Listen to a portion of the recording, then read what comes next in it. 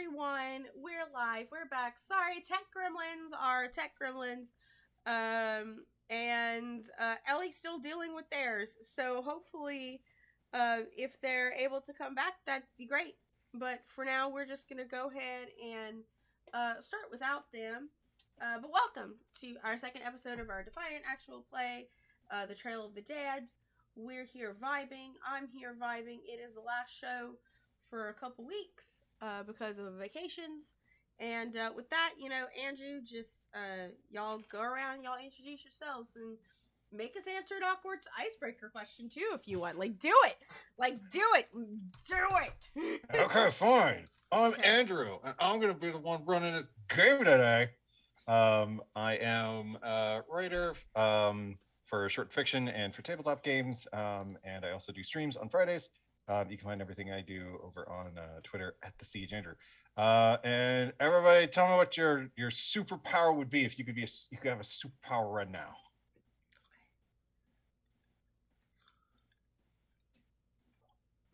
Are we just volunteering? I swore there was an order last time. Yeah. Well, yeah, I knew there was an order last time, but I don't remember it, so. Yeah. It's okay. You're next. Okay. And I spoke first, so I'll just take the next. So I'm Fairy Sarina. You can mostly find me on Twitter, and I was supposed to post my Song of Horror playthrough on Twitch, but I forgot and only posted it on YouTube because YouTube has the ability to schedule things and Twitch does not. So fuck you, Twitch. I don't know why they don't have that thing. But anyway, I am playing Violet Aria. She's a madam, and she runs a whorehouse, and kind of has the same vibe as like Black Swan, but fat. Awesome. Hey everybody, Pope here. Pope World Bill on Twitter, Pope World Bill on Twitch. I'm going to come back here and play Clive Bradley, member of the House of Black. My favorite Infernal. And as for myself, I've always wanted multiple man powers. That way I could actually get stuff done.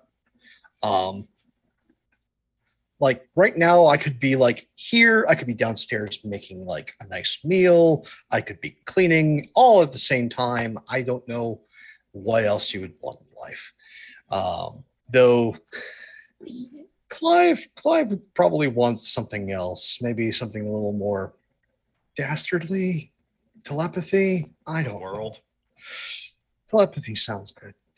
But yeah, no, it's great to be back here. We're in the middle of a mystery and we're going to get into trouble. I'm looking forward to it. I forgot the superpower. I take shape-shifting. I take shape-shifting to fulfill all my NB dreams.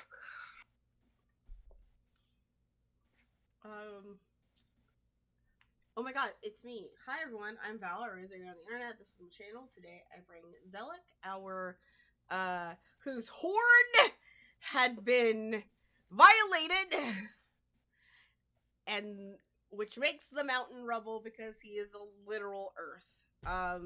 As far as superpowers go, personally, I am all about controlling water. Because the idea of being able to boil someone alive makes me giggle. But Did you play a lot of Mortal Kombat 3 when you were growing up? No, I never played Mortal Kombat 3. But also, and then you had. It's 2022, and you know what the theme of 22 is? We're villains. Like, we're living our best villain life. So I'm not necessarily doing stuff for good right now. Boiling people alive, blood bending, that kind of stuff. Zelik is a superpower. He's already super hot, and he can control literal cracks, literal earth. So, yeah, that's me. Hi, we're all realize that I'm an awful person sometimes. It's a really good thing I'm cute. So with that, everyone, I would like to remind you that we're a viewer-affected game. You can affect the game with your bits, subs, and donations. Every 100 biddies that you donate to the channel can go to a reroll pool, so anyone who rolls dice can reroll anything that they roll if they don't like it. If you're a subscriber to the channel, so anytime you sub or gift a sub, it goes into did my ice just pop and my bourbon fly on me? Yes, it did. I thought you were That's doing me. like a That's my snap magical flourish. water powers. Okay. Yeah. Like that's I what thought you were like, happened. ha Aha! I did What do you that think about with that? my Mind. Mind bullets. That's Yeah. telekinesis, Pope. Exactly. That's the power. It's to more move like you. I could also use like Isabella's powers from Encanto, where she grows the plants, so I could grow all of the weed. There you go. It's true. Just so much marijuana. So it's Canada. We can do that. And if you subscribe to the channel or give subs, you can give us. We can replenish shards without doing our special shard replenishing abilities that we can do. And if you donate money, it's $10 or more to Coffee or Streamlabs, you can help with an endeavor or an affliction. I would just like to remind everyone that any idea or anything that you do is not going to go, like, no lines and veils will be crossed over here, and it's always at Andrew's discretion. On top of that, I would like everybody in the chat to be reminded that this is also a very, very, very intense game, both in, like, the sexual manner, in violence, and emotional maturity. Like, there are barely any lines that we have set at this game as players. We are constantly in contact with each other, and I just want everyone here to protect themselves. So, with that, Andrew, go ahead. You can do it. Okay. All right. So, last time we started our first episode in their cairns. Our bones began to writhe, and I'm on the wrong tab. There we go. Mm-hmm. So, also, Ellie is about to jump in. So okay, and your gain's a little low. yeah, you can go with your intro. This is the perfect time. Just keep going. Okay. Because you'll be the first one I fix. Okay. Oh, I did. Oh, all of our gains are low. Oh no. Yeah. All right. So, in the city of Tromvoy, formerly known as Seattle, there are 4 individuals unto which our story concerns. Clive Bradley, the infernal Justicar, I think is the right word for that. Uzi and Zelik Anath, the fraternal twins, I think is what you settled on. We are fraternal twins, Yes. yes. Mm-hmm. Leviathans with, let's say, darkness behind their eyes. And Violet Aria, lovely Violet, the madame, the mistress, the one everyone goes to when they need help in their darkest hour. We're shanghaied, politically speaking, into helping out Cassidy Cornelius, a Leviathan Seriously? who is in charge of the Mage's Law for the city. The Mage's Law is basically no mortal can practice magic in this city without a Defiant keeping an eye on them. The reason that Cassidy brought everyone in is because last night a dead man broke into Zelik's museum and stole 3 magical artifacts: the left eye of Imhotep, the raiments of Thunderhead, and the Asclepian serpent's head. The investigation went into 2 different directions. Clive went to the morgue, and the rest of the group investigated the museum. Clive met Dr. Monday Knott and Tiberius Redline, 2 pathologists who had ties to the missing corpse that was eventually spotted in the museum, robbing all that shit. Zelik drug Zelik drug Uzi and Violet to the museum, and Zelik was real cheesed off because that's his stuff, and how dare you steal My that? shit. Yeah. There, they found out that the museum head and the courtier for Zelik, what's his name? Diamond Alamo, had been bribed with 3 million in cash to lax the security in the museum. After putting all the clues together, after the team got to got to one place. Clive put together as many of the pieces as he could make to fit together and realized that the most reliable suspect is the Archangel Gabriel Hornblower, a member of Uzi's court, one of the sad boys that Uzi has decided to take care of, and this has caused a problem. Go.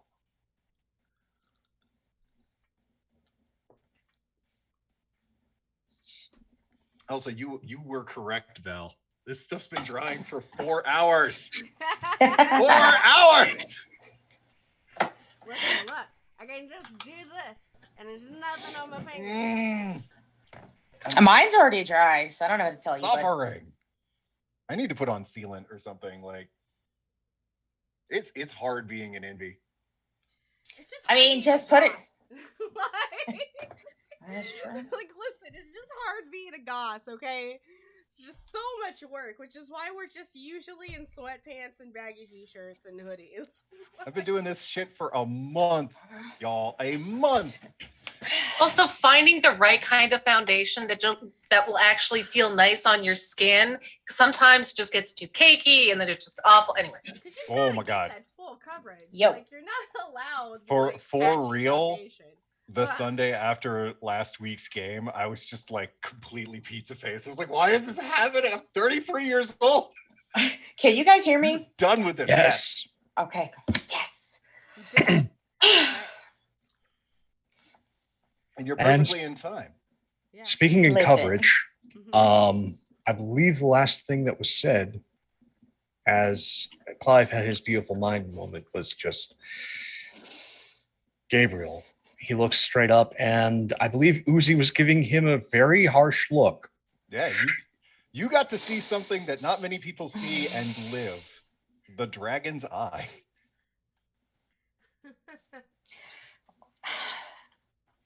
What about Gabriel? Most likely suspect.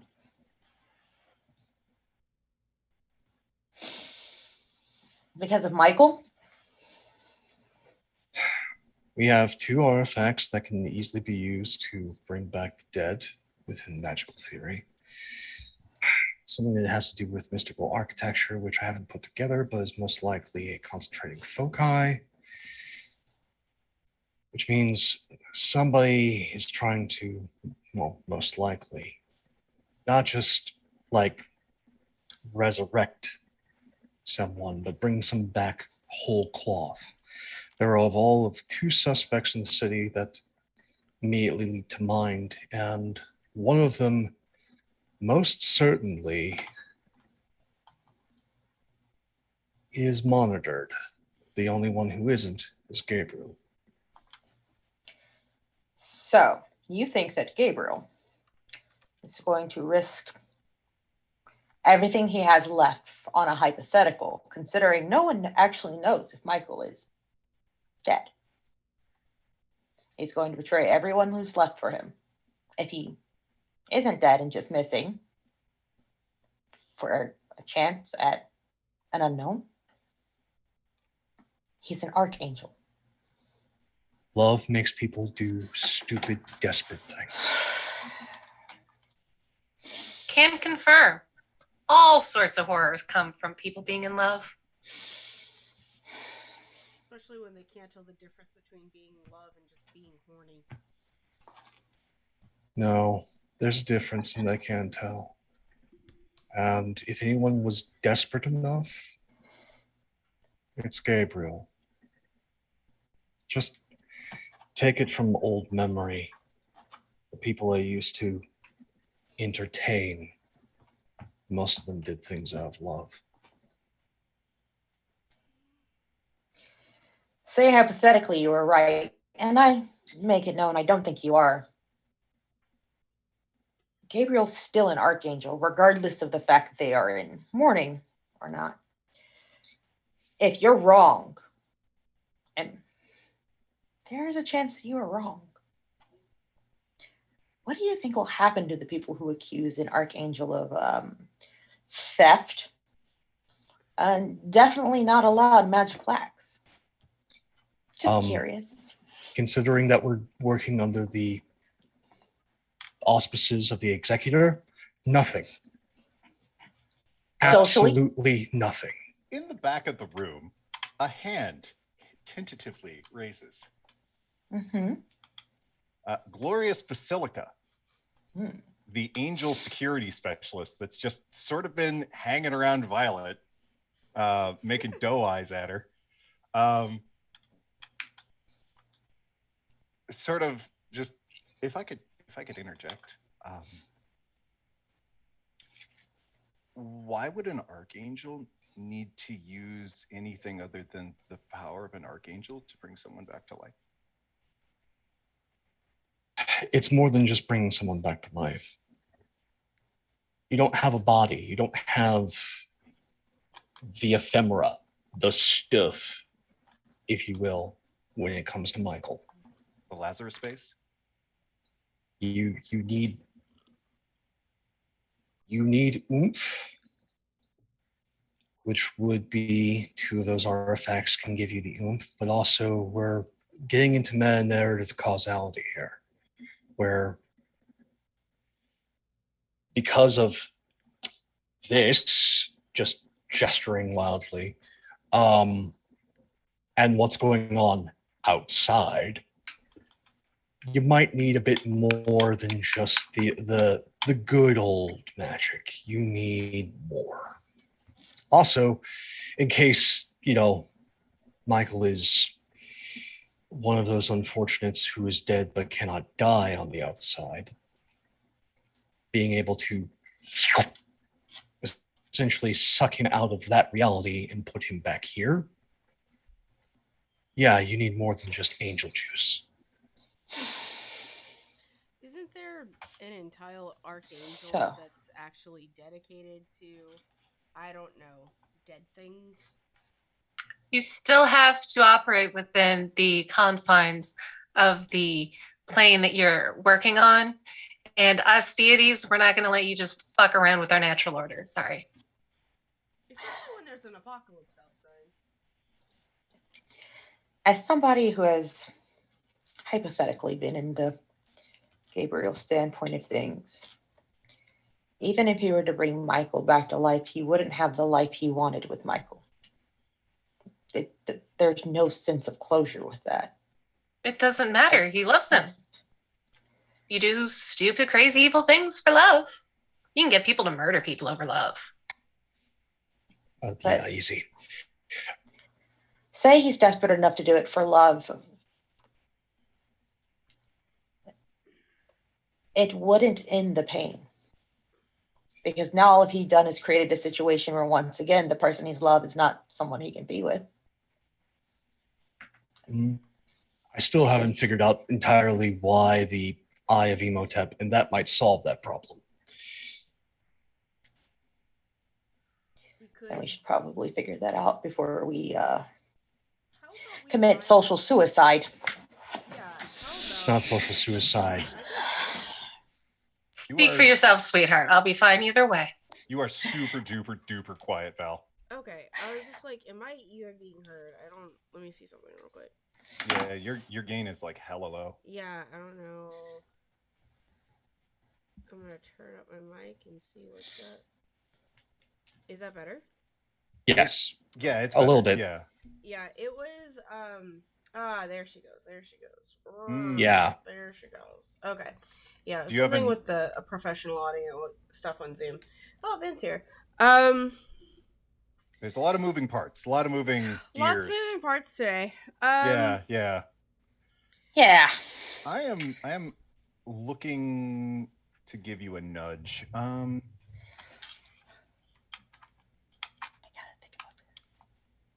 Okay. I'm going to tell you a solution to this problem that your character would know that the player may not. Is that fair? Yes, please. Mm-hmm. Mm-hmm. Okay. Uzi, take out your phone right now. Call Gabriel. And when he answers the phone, spend a shard and ask me what are they trying to hide. Wow, that's actually a good idea. Good, Remember, lucky this for is you, Defiant. real- You could just like cheat. Yeah. Like, it doesn't matter. I feel so viscerally unhappy about accusing Gabriel. Well, how about But this? this is how you sneak around that, because I know. Like, it's emotional. It's not even like the social suicide. It's like, this is my mentor. Easy. Yes, I know. Do you want to be more subtle about it, Sibs? No, it's fine.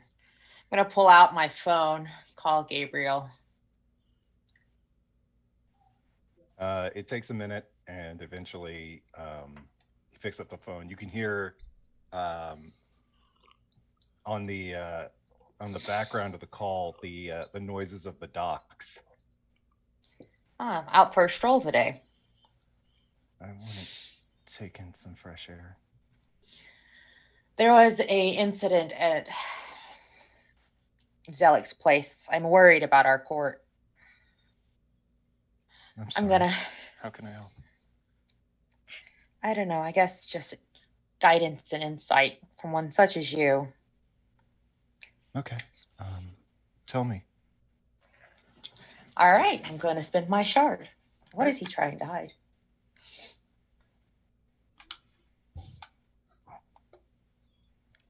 What is he trying to hide?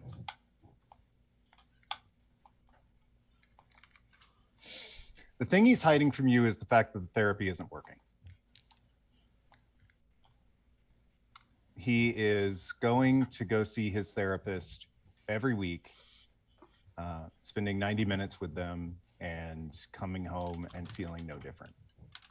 But he's putting on a brave face and lying to you and telling you that his sessions with Dr. Von Halen are going great, because he doesn't want you to be distracted by being concerned about him. I don't know. Do you think you could meet me at the Opera House? I happen to also have maybe found a bottle of someone's favorite wine. Sometimes. Yes, I can head back there now. Thank you. I always appreciate your guidance, Gabe. Of course, you can ask me anything. I hang up. Well, He's gonna meet us at the Opera House. did you get anything while you were talking to him, though? He's depressed, heartbroken, missing the things that he once had. Anybody would be the same in his position, but I'm desperately missing my things. the love of another person is somewhat different, Zelik.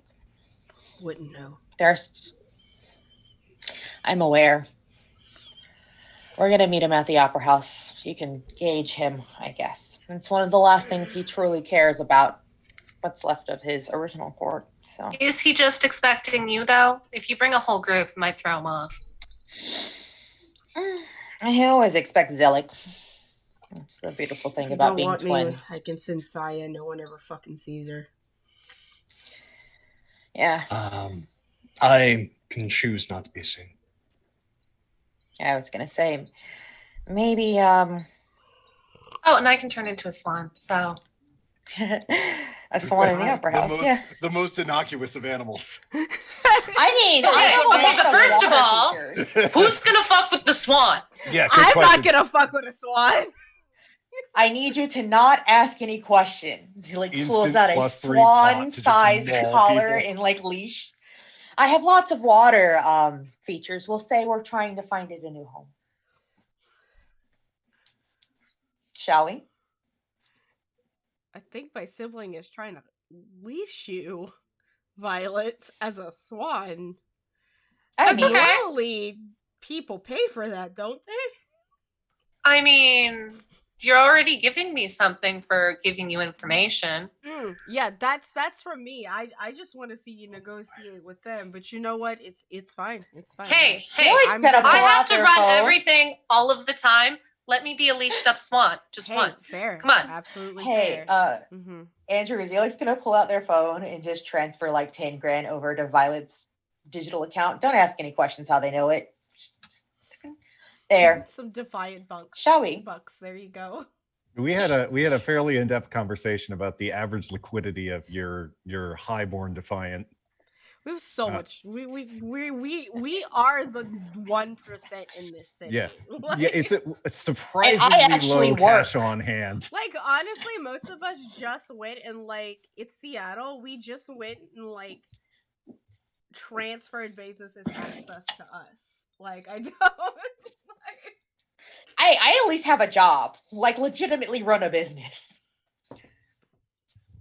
Anyway, so I guess we're gonna go to the opera house. Okay, everybody's going. I assume Clive is going to invisible themselves, from what I can tell, and Well, not until we get to the actual opera house. that's fair. And then I will Awesome. hide.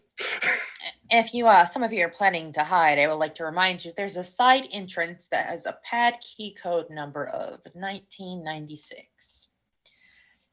Not saying Sounds you good. use it, but try not to get caught. oh, that's your I don't know you anniversary. if you are. Yep.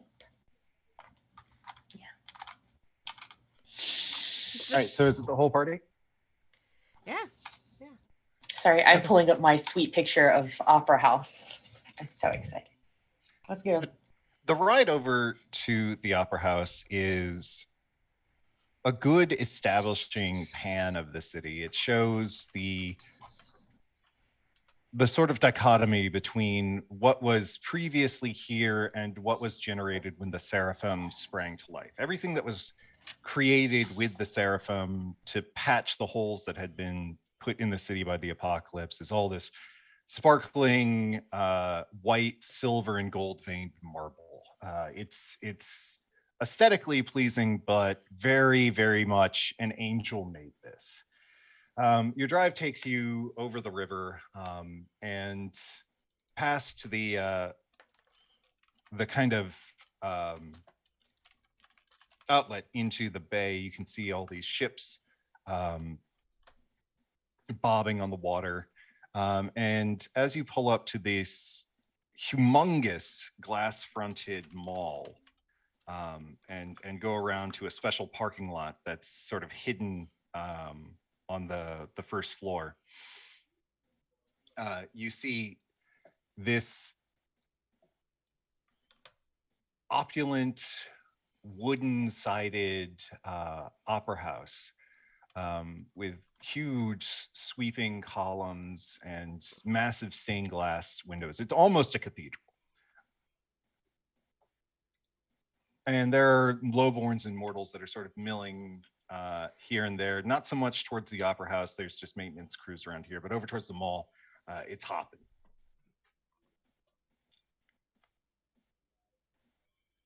And when you get in, you're greeted by the members of Uzi's court, specifically the Archangel Gabriel, who is standing in the entry foyer to the opera house with his hands sort of folded together in front of him.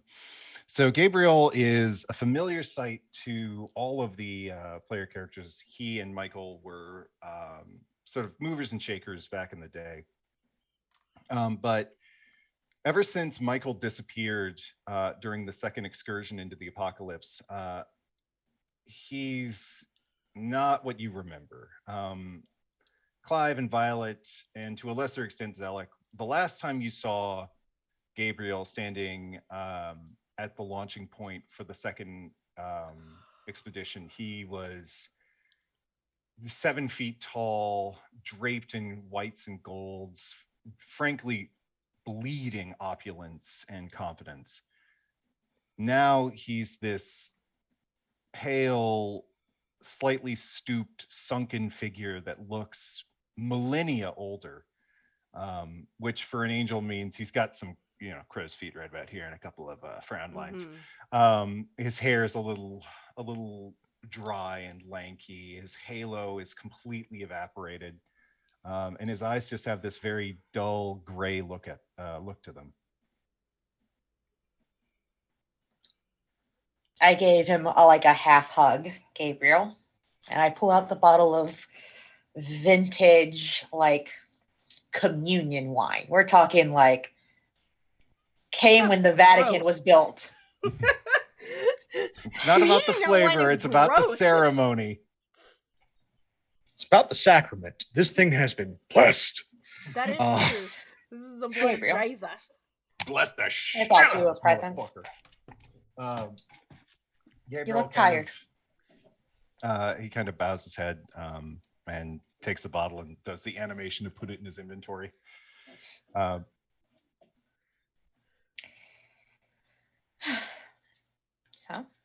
shall we walk? I'm going to hold out my arm. He'll take it.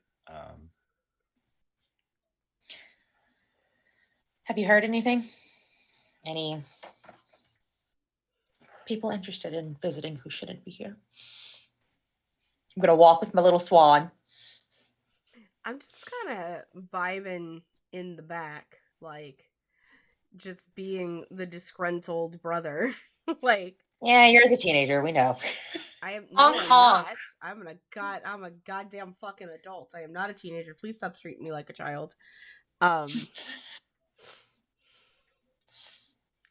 And he's just like, but definitely just gives Gabriel the bro nod, like, don't mind me. I'm just here accompanying the sibling. He does seem pretty happy to see you for a given amount of pretty happy. Like, he goes from a negative 100 to like a negative 99.5. Have you heard anything recently, Gabriel? Yes, as a matter of fact. What is our policy on soliciting here? Depends on what they're soliciting, but typically, no. Why? While you're walking through the foyer and into the hallway that leads to the main theatre, he just, without missing a beat, snatches a piece of paper off of the table with all of the pamphlets and programs on it, and hands it to you. These people have been quite pushy over the past couple of days. It's on the pamphlet. It's the exact same pamphlet that Monday gave Pope.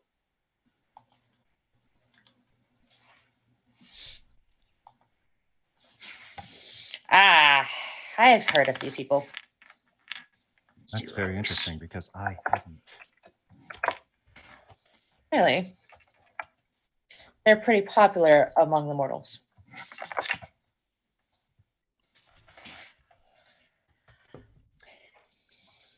Isn't? And he just sort of just stops and looks back up the hallway, and then he looks at you, Uzi, and he's just got this narrow-eyed, like, isn't Zalek's wife supposed to be the one in charge of that?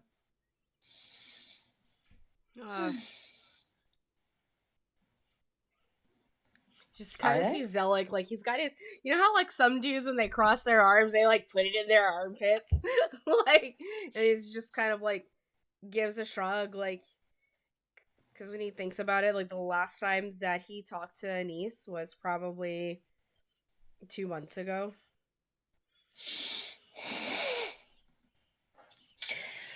That's a good question. Like, I mean, there's been text messages, but, like, physically been in her present, not so much. What makes you think that, though? I don't know. It just strikes me as deistic.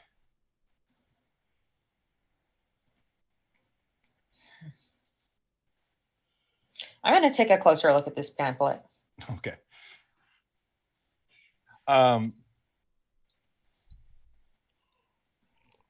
The zeros are okay. This is kind of inside baseball. Who here played Hitman 2016? What? No. Okay, cool. I look like I played Hitman. Sorry. It's a good series. Okay, so I can't do the immediate pull of like, yeah, it's just like this creepy cult. No, it's. There's a lot of real life cults. Yeah, but it's very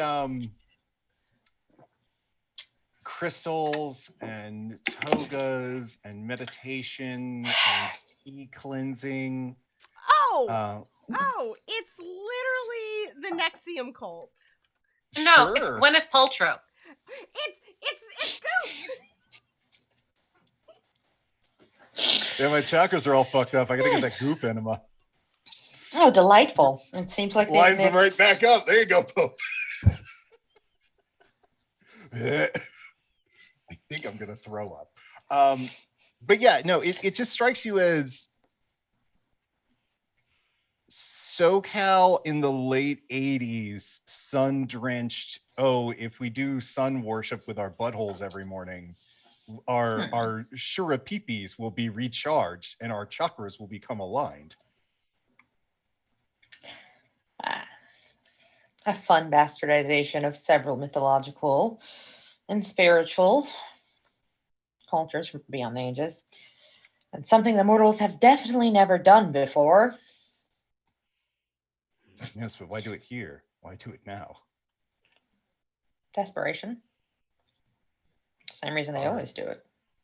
Are the mortals so wounded and left for love under our guidance that they would turn to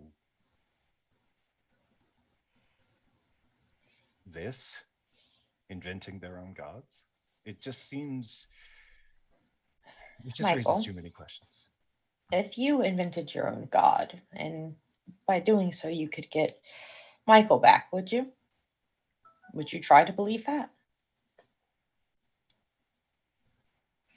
Doesn't seem so desperate in that context, does it? Yes, but they don't know. Can you truly love something that you don't remember? Yes. Yeah. It depends on if you're the love. He just If you inhales deeply and shakes his head. And that means there's Michael. something wrong with the carnival. Gabriel, if someone made you forget Michael and their entirety tomorrow, do you not think that some part of you would remember? Yes, but I am an archangel. They are mortals. You have to understand, Uzi, my concern is not for my situation. My concern is for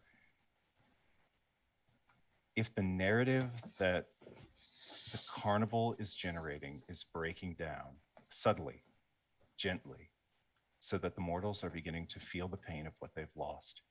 That's a problem.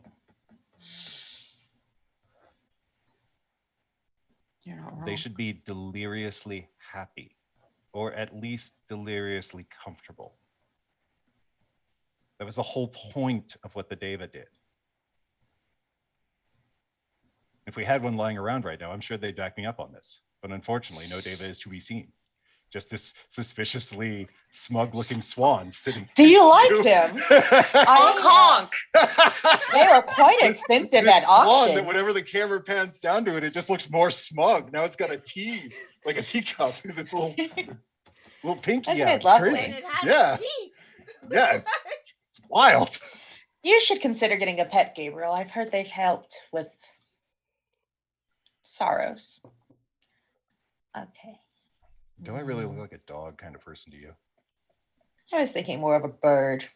You could have- Though I won't lie, Michael does remind me of a very beautiful golden retriever. Oh yeah, Michael had golden retriever energy. Like if Michael was the golden retriever, Gabriel was the German Shepherd. Oh my god. Mm-hmm. Like one of them is Rin Tin Tin, and the other was Shadow from Homeward Bound, right?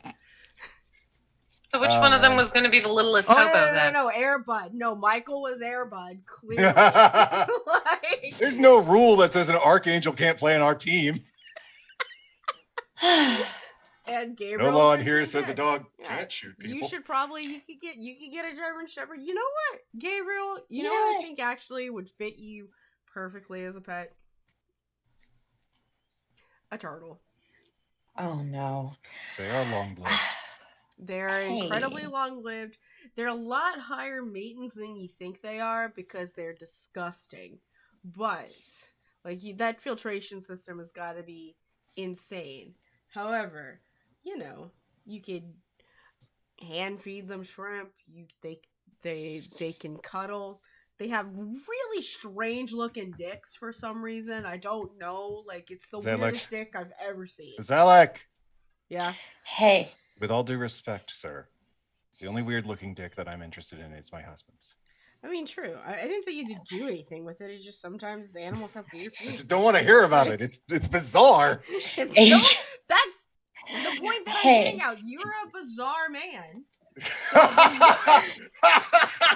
So this entire Fucking time weirdo. I'm just watching Gabriel. You I I wanna was spin a like shard. honestly confused at how this Listen, conversation turned out. you are a bizarre, interesting man who deserves a bizarre and interesting pet. And I'm just saying, turtles are bizarre and interesting. It would fit you perfectly. Don't at me. Andrew, I want to spin a shard to know Go crazy. what is Gabriel struggling to control. Ooh, I like it. His pain. He is becoming more and more self-destructive. I mean, it's clear he's not grooming himself anymore, or at least as well as he used to be.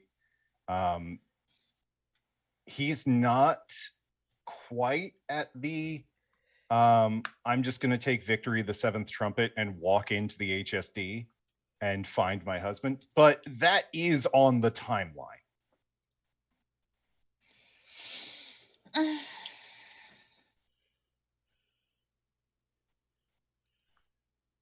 This is when I spin. I'm sorry? This is when I would like to spin the shard to make something happen. Okay. Yes, do it. So sneaking around the side, I'd like to use that side entrance, slip in, and then I want to spin a shard on a very specific question. What fight is about to break out? What fight is about to break out? Oh, and if anybody needs a distraction, I'm more than happy to just go all swan in the building type shit. Just fly around and bite people. You do get +1 pot somehow. Like if Canadian geese are chicken cobras, like swans are chicken king cobras. So You lose your thumbs and become incredibly powerful. No. I'm go ahead and refund your shard. No fight is about to break out.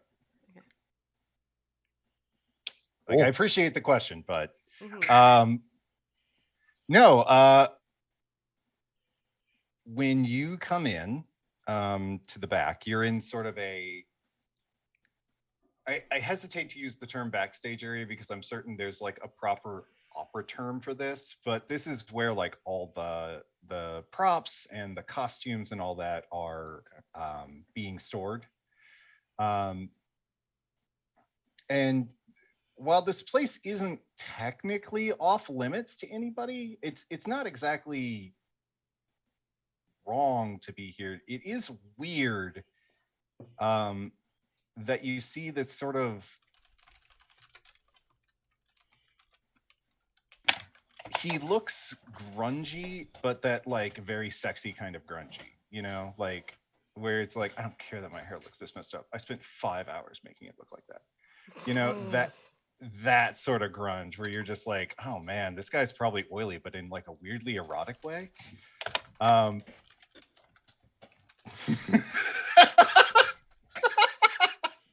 Are you okay? Oh, are you watching chat? Pope's palpable disgust. It came through the camera.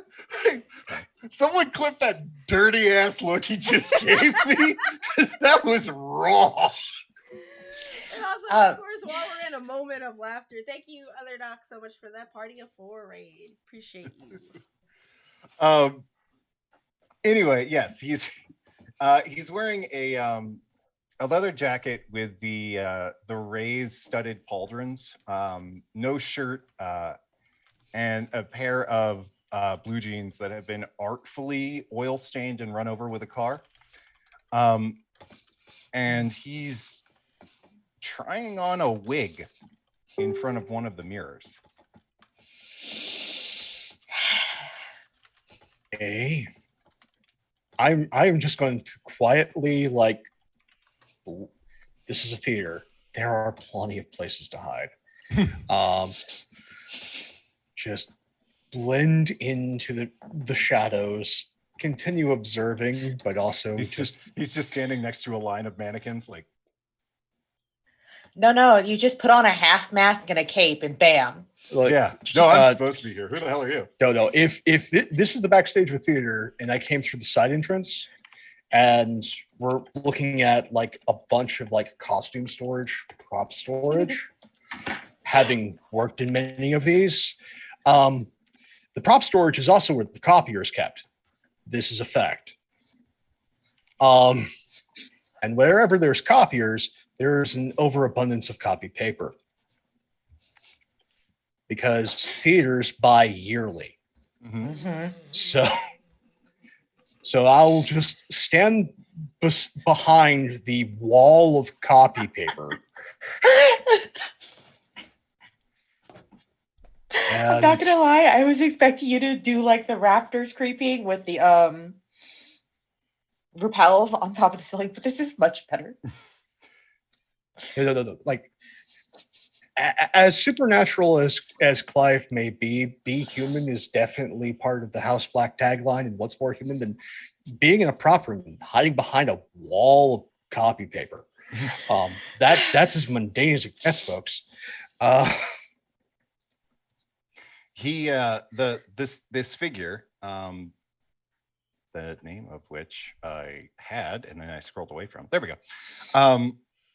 This figure takes the wig off, takes off his jacket, and puts on this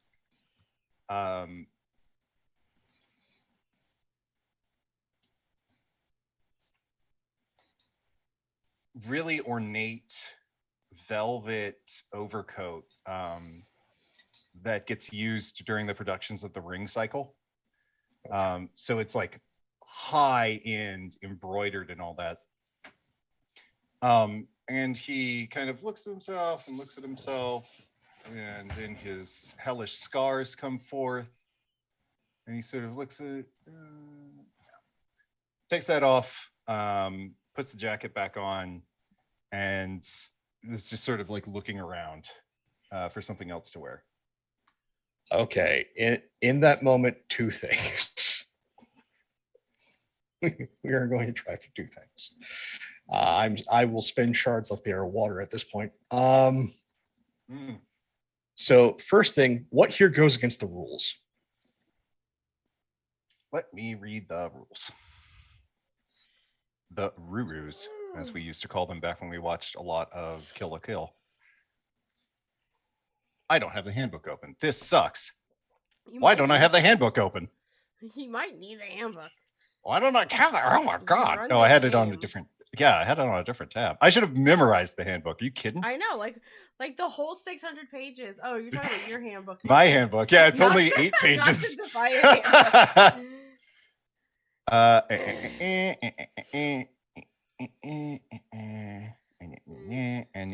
Okay, so no rule technically is being broken here. Okay. This individual is not breaking any of the laws, capital L. I'm not saying about him. I'm just saying what here. Oh, what here is breaking the rules? Yeah.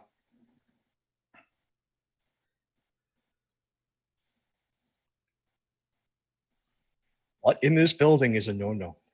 What in this building is a no-no? Yeah.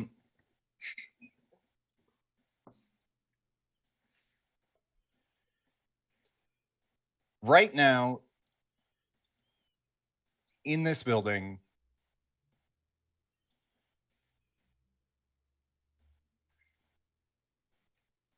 how do I phrase this?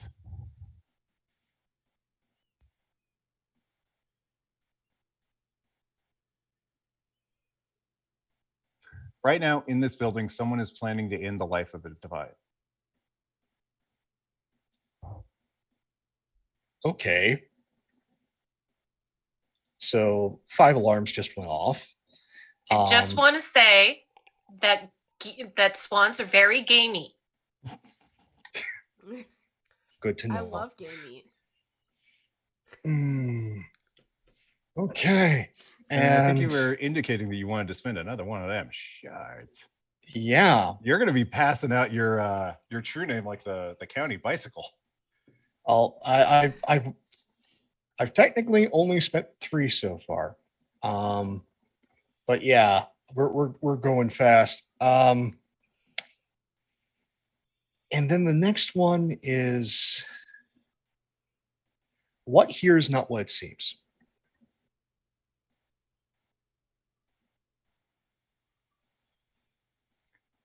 There's more to this guy than meets the eye.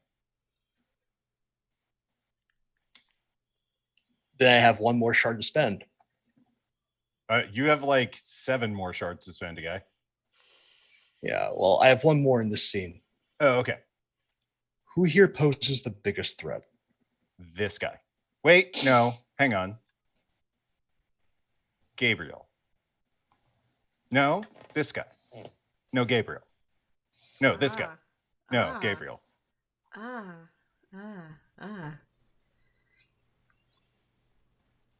Do I recognize this fellow at all? Because you said like the scars showed up, and I'm like, family. So you don't know everybody in hell like that. Even though you were there for a couple thousand years, like it would be impossible to know every single infernal. Yeah, but I mean, once you get topside, it's a small community. Yeah, so it is kind of weird that this guy's scars don't ring a bell. But it could be entirely possible that he is just a fresh infernal shard that only just got put into somebody's body.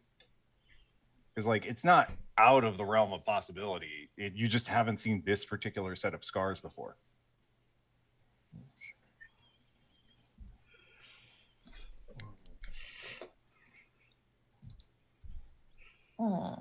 Fairy, it looked like you were about to say something. I was just going to make a joke about how not every Canadian knows Canadian. Everybody in Canada. I'm here to do it anyway. I know, right?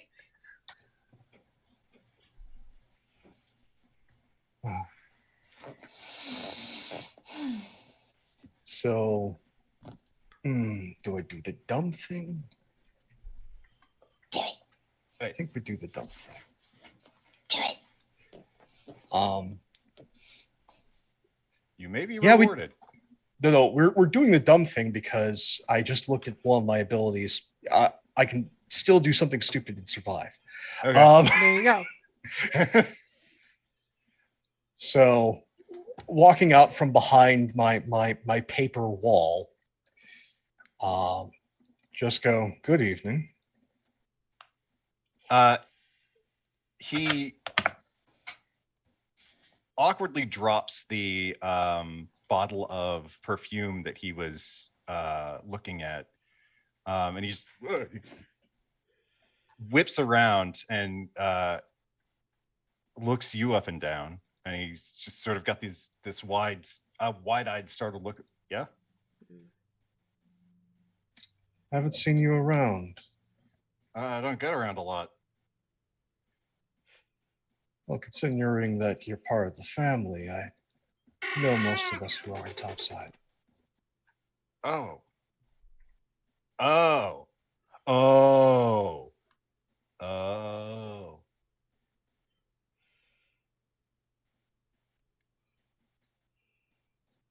What's your name? What you up to? He sticks out his hand. They call me Salazar Sidewinder. Clive. Pleasure to meet you, sir. What house? Joy. Black. I gotta go. Oh, why so hasty? The way you said that was really intimidating. Well, considering what I used to do and what I do now. It's just a matter of formalities, corporate Yeah. life and all.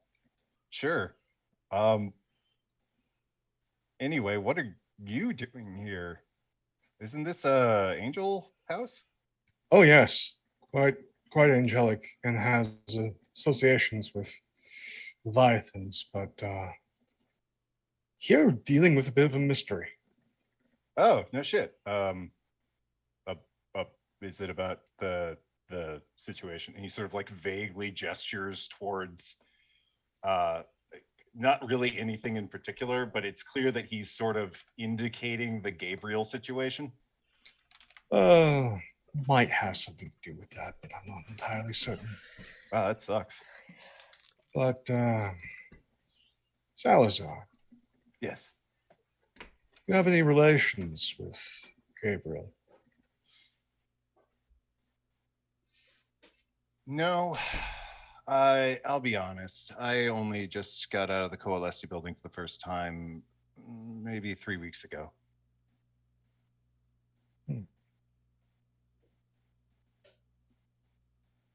So I didn't know them back in their heyday. I mean, I saw Michael once, probably the same day you saw him. Okay. Vis-a-vis when they set Saddam and Gomorrah on fire. Yeah. So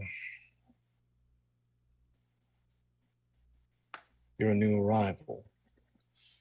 Yeah, but an excited one.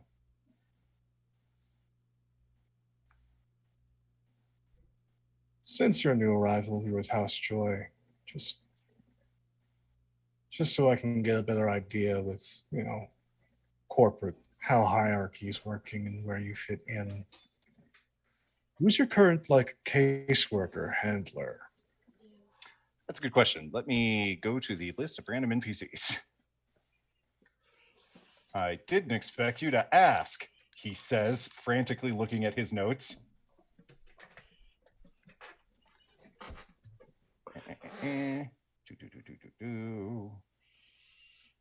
As you can see, the swan can do tricks. It's quite amazing. She knows the entire ballet set from the Swan Lake, the scene with the black swan. Excellent. I'm gonna start dancing around. You really should consider it, Gabriel. He tells you that his House Joy sponsor is Jackson Yale Jackson, which is a name that you know. Okay. Sorry, is the full name Jackson Yale Jackson? Yeah, no hyphenation. Okay. like I was just making sure that's his name. Like Jackson is twice, and you're not repeating yourself. No, if the name is stupid, it's probably It's being real. pronounced correctly. It's not that. It's not stupid. It's a great name. I love it. I just wanted to double check.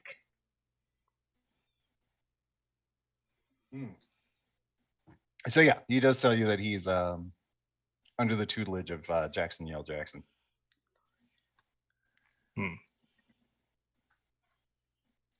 I know you're here. In a sense, yes. They know I'm here physically present in Trompe City, as we have interacted with each other in person in the past, recently.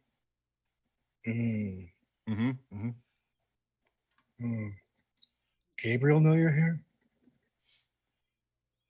No.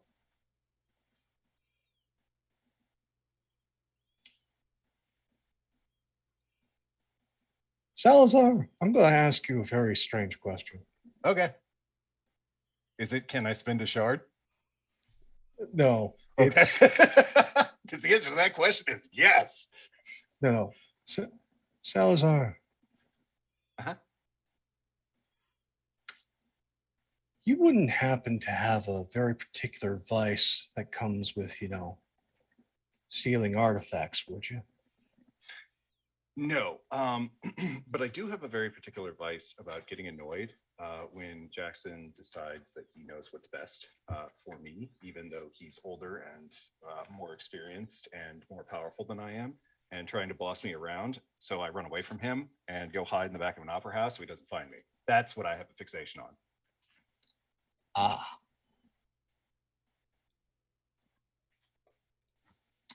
Haven't studied necromancy. Necro, what? No, are you out of your mind? Oh no, I'm unfortunately sane. No, that shit's for the birds, man. Or at least for the devas. I find the crocodilians are more practitioners, but that's No not it. shit. Okay. Yes. All right.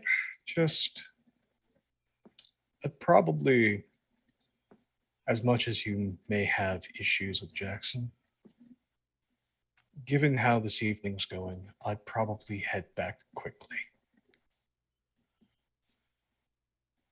All right. Demon to demon. Don't snitch, all right? We keep things in house. And he just slips out the same door that you came in.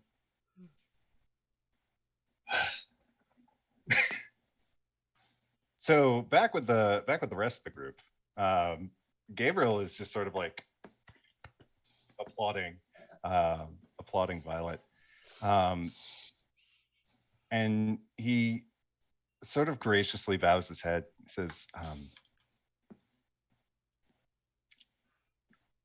"David need not hide themselves, should they choose not to."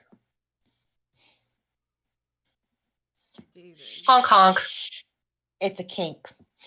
Anyway, Then it is not my place to question. I appreciate that. I need just do not some want to make our guidance. guests uncomfortable. It's a little late for that. I went out of my way to make them uncomfortable. Once again, it's a kink. Who's I'm sorry. And he just get like the way he pronounced and like looked at you when he said your name was not a like I'm mad at you. It was more of a like, come on, dude. Uzi. Like, come on, man. You gotta work with me here a little bit. Like I don't need you to meet me halfway, but do take that step. I have some concerns. Mm-hmm. That might fall in line with yours about the Seraphim. Unfortunately, I don't. Maybe we should step into the office. Yes. Okay. So you and I assume Zalek and the goose go up to the office. Lock all the doors. Looking a little physically uncomfortable. He's probably just like vibing in a chair, but he has been listening intently to all these conversations. It's kind of rare when Zealot gets quiet, but Uzi, you would definitely know. The wife's on the brain when he gets that quiet, so. Oh, the missus, the old ball and chain. Yeah, she's on the brain now. And he's gonna just sort of like, oh, you can go ahead. I gotta make a phone call. I understand. You know where we are. Yeah.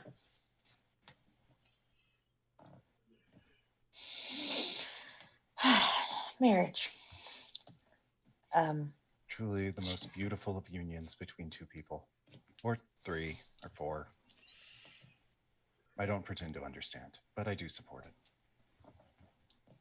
Love is what it is. I'm gonna close the door and lock it. Motion to a nice, comfortable chair. Okay, you sit down. We're gonna sit you down So, and ask you a couple of questions. There was a robbery of Zelik's collection today. What? Yeah. What? Yeah.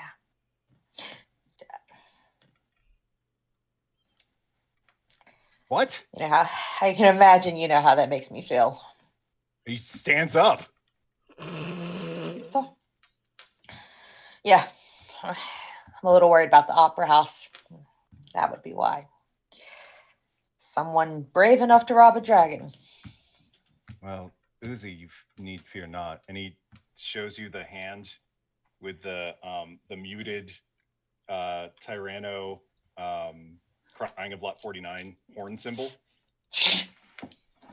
I appreciate that, but I and Victor I don't- can handle any problems that may come through our door. I know, but I don't like to bother you with them. But I have some concerns considering the objects that were stolen might be of a necromantic nature. What? He stands up again. I don't think he sat back down in the interim, but he somehow stands up a second time. I would like to spend a shard and see, ask, what is Gabriel trying to hide? Again? In this moment, yeah. Oh, okay. He's not trying to hide anything. He is giving you these straight dope. Hey, Gabriel's not a guilty party. Yeah, that's what I wanted to know. Mm-hmm. In fact, he's like, I mean, do I need to get the horns out right now? I can call the wild hunt. I can talk to the other archangels. What do you need, Uzi? We can make something happen. What is going on? It's okay. I would like to keep it quiet. People don't need to know that our horde was vulnerable. It's not safe. I guess my question to you is there anyone who comes to mind when you think of ancient artifact knowledge and a need for necromancy, considering these artifacts he would have to have very niche knowledge to put them together like this. And I tell him like the list of artifacts and what the theory is.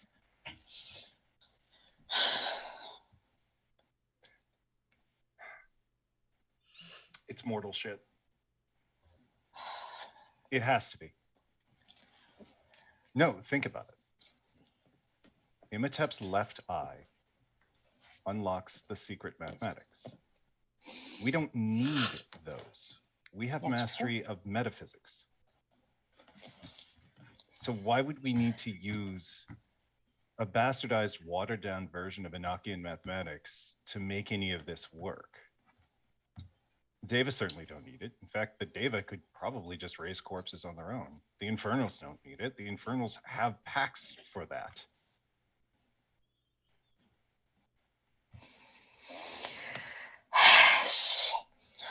Sorry. God. And I couldn't think of a Leviathan. It's not worth it. No. Well, okay, I can think of one Leviathan. One? Back in the day, when we were first building the world, we came across a Leviathan that hoarded corpses. The Barrow Mound out in Scotland, Ireland, somewhere in Europe. But that was the only one. It just had a weird fixation on corpses. Are they in our... No, they sadly passed away. Arthurian hero. In my defense, he says quickly, one of your Arthurians, or Jesus and I and Michael specifically said not to give that lady that sword. Specific. Hold up. I'm just imagining going. Jesus is just like, don't give that lady that sword. Don't listen. No, don't there give is go give. In universe, Gabriel, Michael, and Jesus went to bat for the mortals and said, God, do not pull the fucking trigger on the apocalypse, you asshole. This is the worst idea. God was like, you know what? You guys are right. I'm pulling the trigger. What the fuck? But nobody upstairs liked this idea. It was the worst, stupidest, worst idea anyone has ever had. That means the Seraphim is failing then, right? What do we do? You find the necromancer. There are thousands of mortals out there who might be able to do this. Well, Imhotep's left eye only works if you put it in.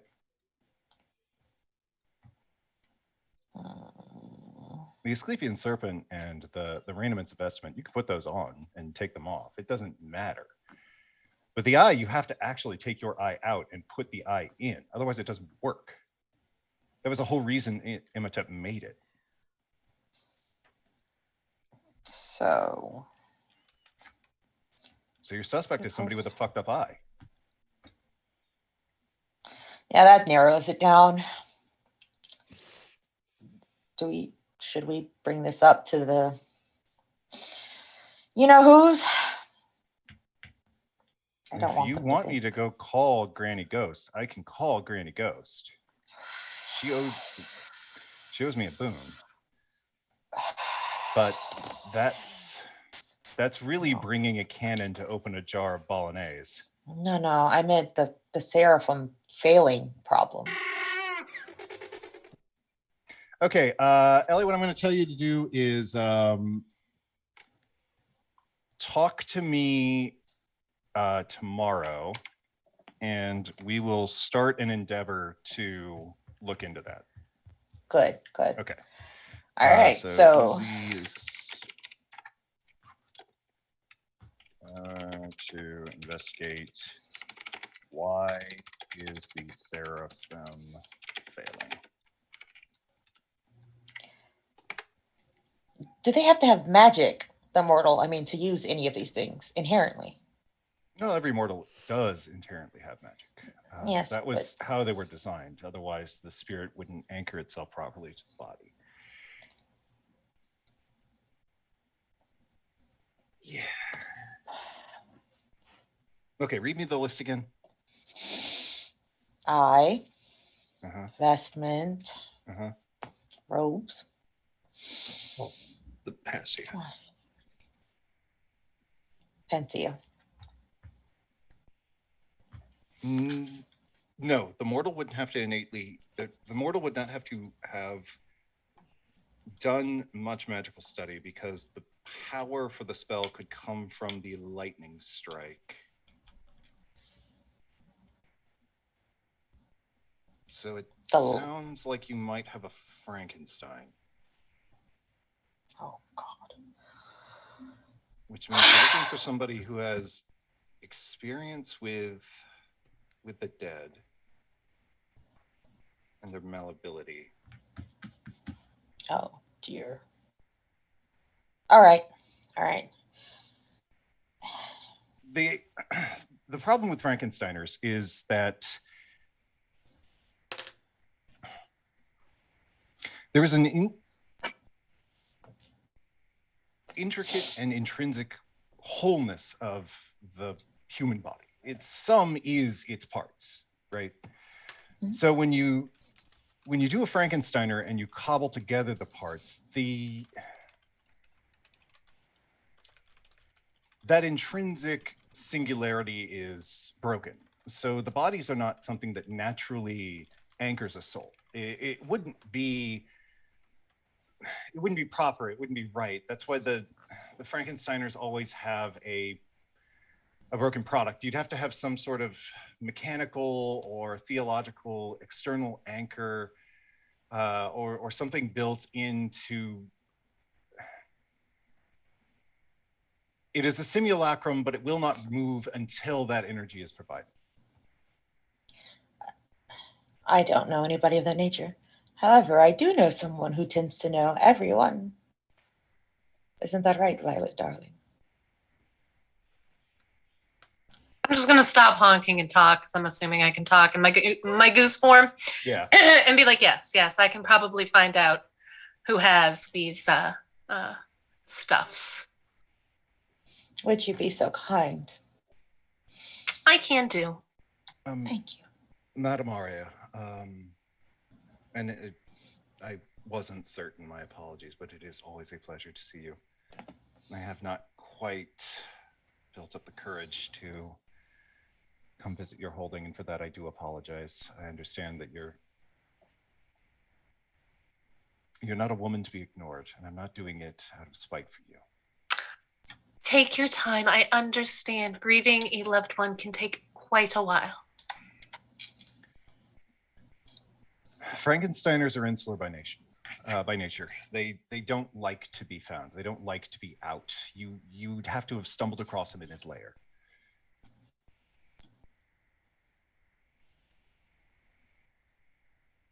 Or if he doesn't have a Renfield, then he's going to be going out and getting these parts himself. So it could be 1 or 2 individuals.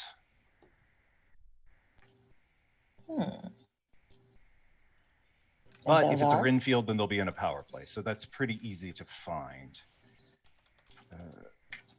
Madam Arya, does this ring any bells? Are you picking up any of this?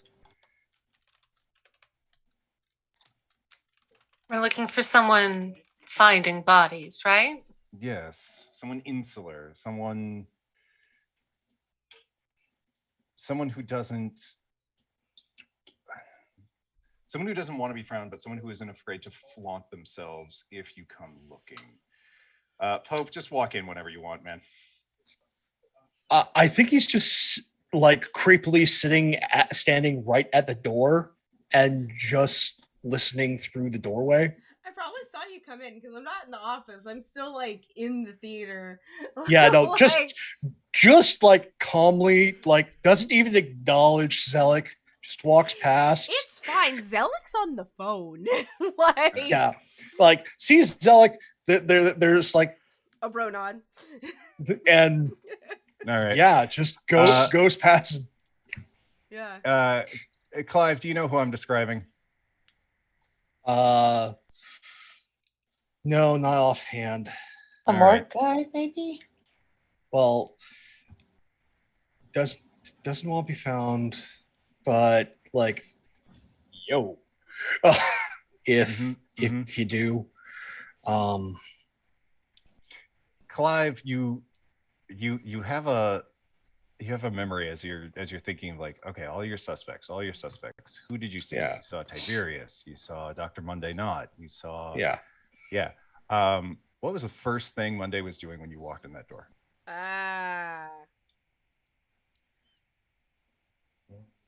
That makes sense. He works at the morgue.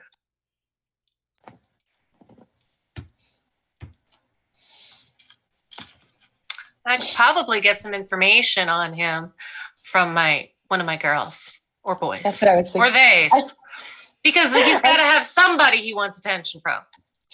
I figured if you worked at a morgue, you probably were Kinky. visiting some catteries, yeah, for your dating needs.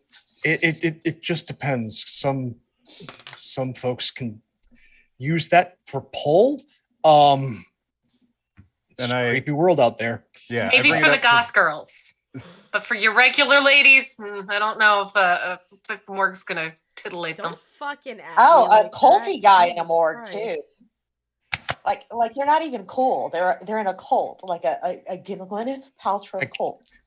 But hey, some people have an irresistible urge to crack open a cold one. It's not for me to judge. It is deeply immoral and staggeringly illegal. But yeah, I guess if you want, you don't need to pass judgment. And the reason like I my winners, like I like my women, cold, wet, dead. Wait, what? Bring a heater for her thighs. And the reason I bring that up is I think we're hitting the break mark. Are we close to that? I think we're at the break mark, just as Nightbot's letting us know that the channel is mature rated because necromancy and necrophilia. So let's they share a root word. Yeah, we'll go ahead and take a break, y'all, for about 10 minutes because we ran a little bit late to getting started. We're gonna run a little bit late on the game today to get our stuff done, but we will see you back in a few minutes. Bye.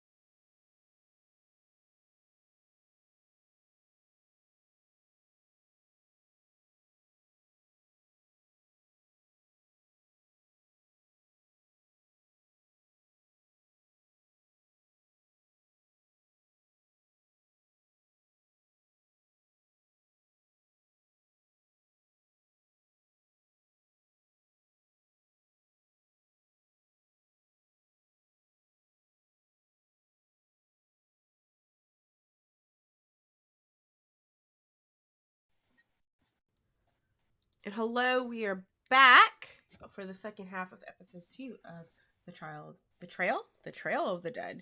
Not trial; those are two different things. But that's a maybe good The one. Trail of do. the Dead on the Hill.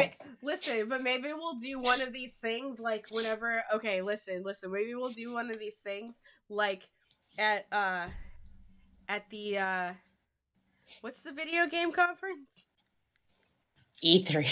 GDC. E3. Sorry. Whoo! Like at E3 when they were showing like the Final Fantasy versus 14 thing, and it was like, well, yeah, and then all of a sudden it's like, bam, Final Fantasy 15. Maybe we'll have that moment where it's like, bam, the Trial of the Dead. I don't know. Mm-hmm. So that's just my imagination. Please excuse me, and Andrew, please continue the game because we're fucking back. All right, we are fucking back. So when we left off, Clive had just put together all the clues to finger Dr. Monday Knot as your necromancer. There's just a very quiet motherfucker from the door. We both turned to look. What is that thing? That's astonishing that you can sneak around an archangel. He's very sad. They may be all seeing, but there's some places they don't want to see. Fucking fair. So just walks in. One of the examiners at the morgue was itching an eye. Dr. Monday Knot. Muscle-bound fellow, tattooed, recently joined one of the local New Age cults going around. Pamphlet. Yeah, This one. Delightful.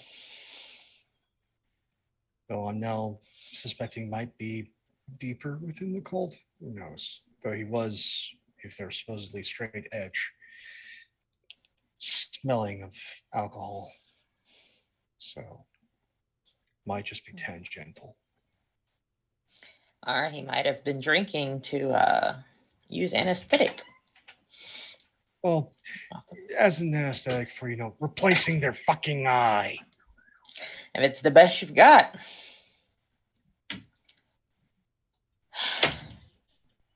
All right.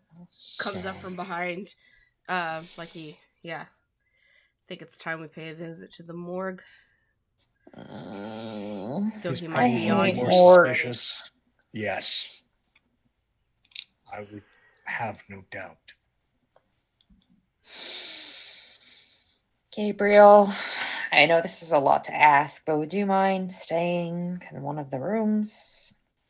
Just to keep an eye on things here, just in case.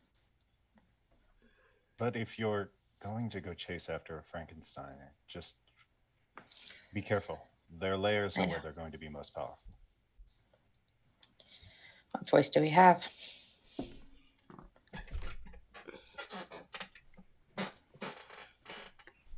I trust you to keep our home safe, though, while we're away. I gave him a double patsy. Have some wine. Order some food. I recommend maybe watching a recording of Swan Lake. If you want, I can have time out. I have to get up, I think. If you want, I can have Tara Barrel bring over curry. They were having a big dinner over late last time. It was curry, sushi, and tacos. You have a preference? You can just have them send you a plate. I'll be all right, but that is a very kind offer. Mm-hmm. No, you go. I'll settle things here. Thank you. I might send my love over here too, just in case. I know you'll keep them safe for me. My lady, do you want me to carry you or? I'll walk, no worries. And I'm just gonna waddle out behind her. The swan is now leading the way. So, as Alex, since you are the wronged party, how do you want to handle this?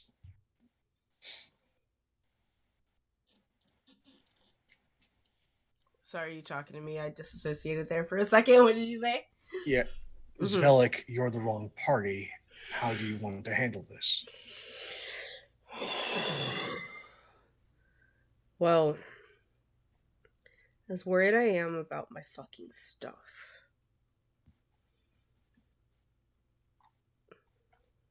as much as I want to kill this man,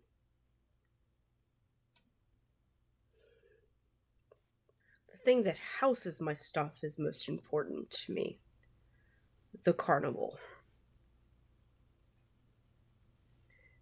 And if the group that he is with is causing that to falter, then we're gonna need him alive. For questions. And then we can kill him. Mm. It's just stuff. I can get it back. I can get more. But I can't get anything if the thing that protects everything is gone. Fair enough. Do you want to handle this personally, or would you rather have help? Significant help? Mild help? I think if I don't have significant help, that I won't be able to hold myself back. Flip phone. I need a buffer. Texting my right hands. Mm-hmm. Okay, so Clive's calling in the muscle. Yeah. Jackal, Alexis, Harper, Mike. Need you all to. What's a nearby location that we can meet up? So you can just meet up somewhere on the Okay. highway to get back into town. Yeah. So meet here. Bring all of your toys. We're going hunting.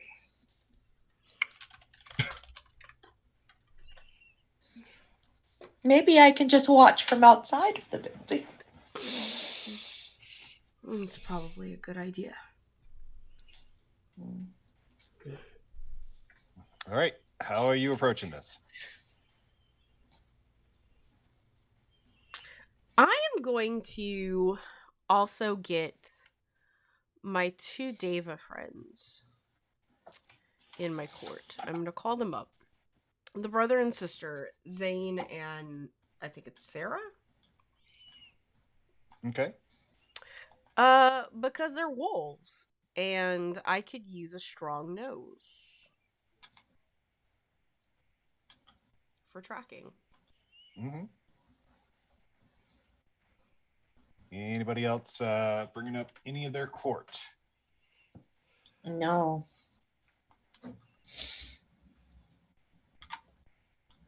No.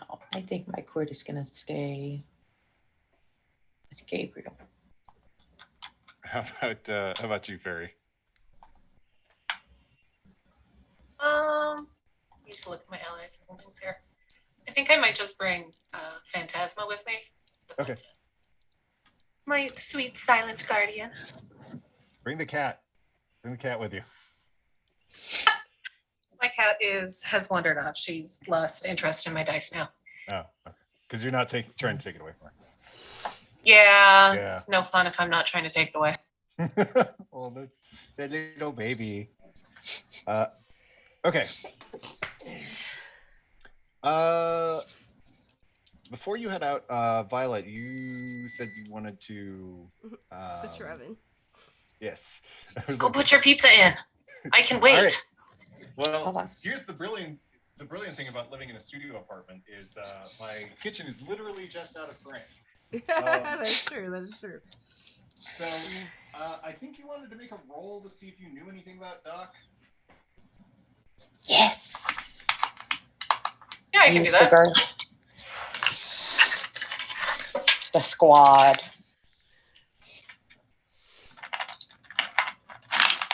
For approximately approximately 18 to 23 minutes. I hate dead bodies. You're gonna be in trouble then. Listen, I'm staying outside. I'm just here to watch. It's fine. It's fine. Yeah. All right. So, what is your stated goal? Well, can I first spend a shard? Yes. May I know Uh-huh. any rumors that I might have with the doctor? Any rumors about the doctor? He's what is going on with your shard? I think you and I are both fighting over your shards.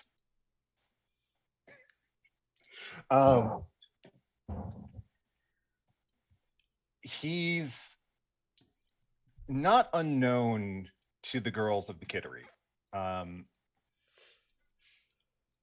In the sense that, like, a lot of the guys in town kind of are known to the girls of the Kittery, where it's just every once in a while you just happen to end up there. And they always sort of reported him as being aloof, insular, not exactly forthcoming, but pretty healthy lay. Guy's got stamina for days. Sort of a come in, get the business done, get the hell out sort of guy. Okay. Not much one for romance, him. No, I wouldn't think so if he's hanging out and possibly fucking dead bodies. I would like to point out that this rumor of necrophilia was entirely invented by the players.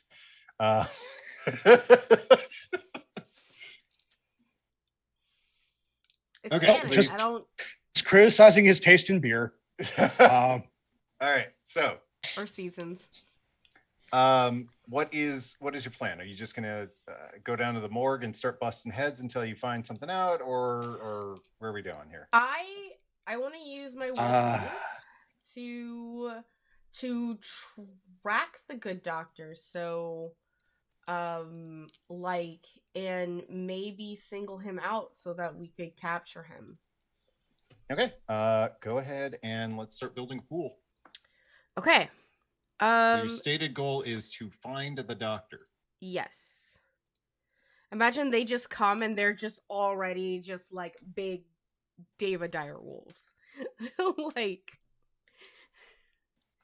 let's You may see. add 1 to your potential for each of your supporting couriers applicable archetype elements, just as you would with the adversary archetype. Mm-hmm. So bump your pot to 2.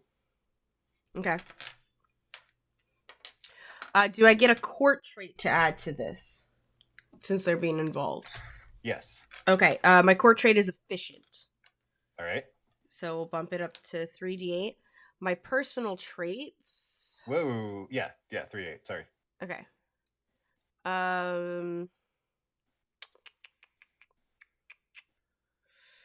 Powerful, beautiful, chaos, knows how to impress, priceless collection, supernatural goods, charming.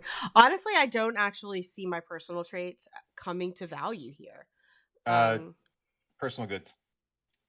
That's right, personal goods. Yeah, because that's yo shit. It's my stuff. So it's not even so much that they're tracking him, like they're using the scent of the things that they already are things with it. Yeah, no, you're right.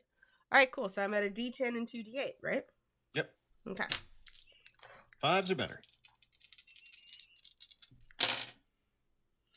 Okay. I have 1 success with the 7 and 2 3s. So.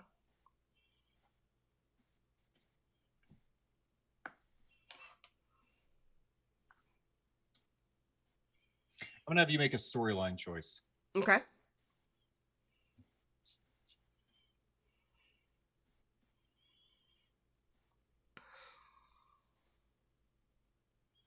You can either have the wolves move stealthily and carefully through the city, which will be slower. Or you can have the wolves kind of galump their way through the city to try and find this guy, in which case he will have advanced warning. Oof, that's weird because they are efficient. Well, yeah, that's two different types of efficiency, though, right? That like, is are you too. efficient that you get it right on the first try, or are you efficient that you're going quickly? I think it's getting it right on the first try. So it's going to take a minute, but we have a minute. Okay, so you are going to show up at night. Mm-hmm. And we can note that that's on the right tab, Andrew.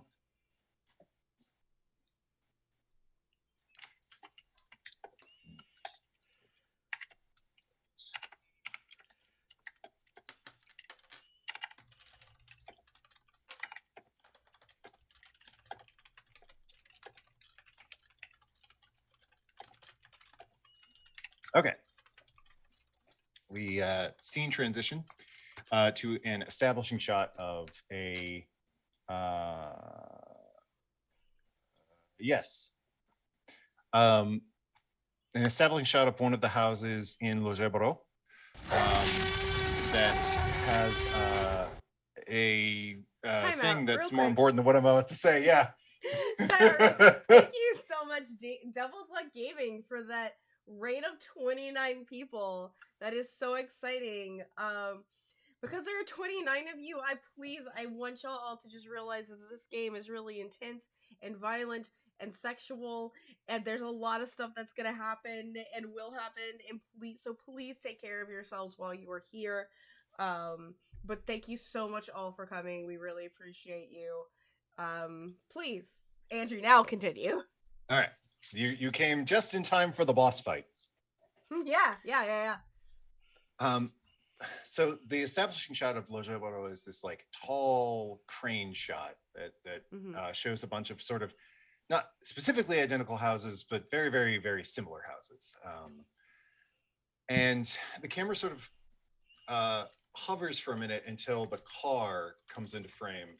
It's this little tiny dot, and it sort of zooms closer and closer as the car drives down the road. And eventually you come to a cul-de-sac in front of 3 houses, each of them 2 stories tall, sort of standard Americana fare. And according to your courtiers, the house owned by Knot is the one on the left.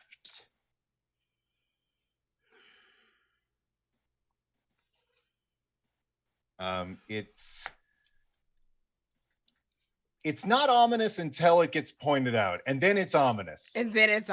So basically, it's like you see these 3 houses, and you're like, okay. Mm-hmm. And then the camera cuts to you guys, and your wolves are just doing the pointer thing at the house, and then it cuts back to the 3 houses. It's just suddenly raining on the left hand, like the left third of the screen, and there's lightning and like organ music coming down.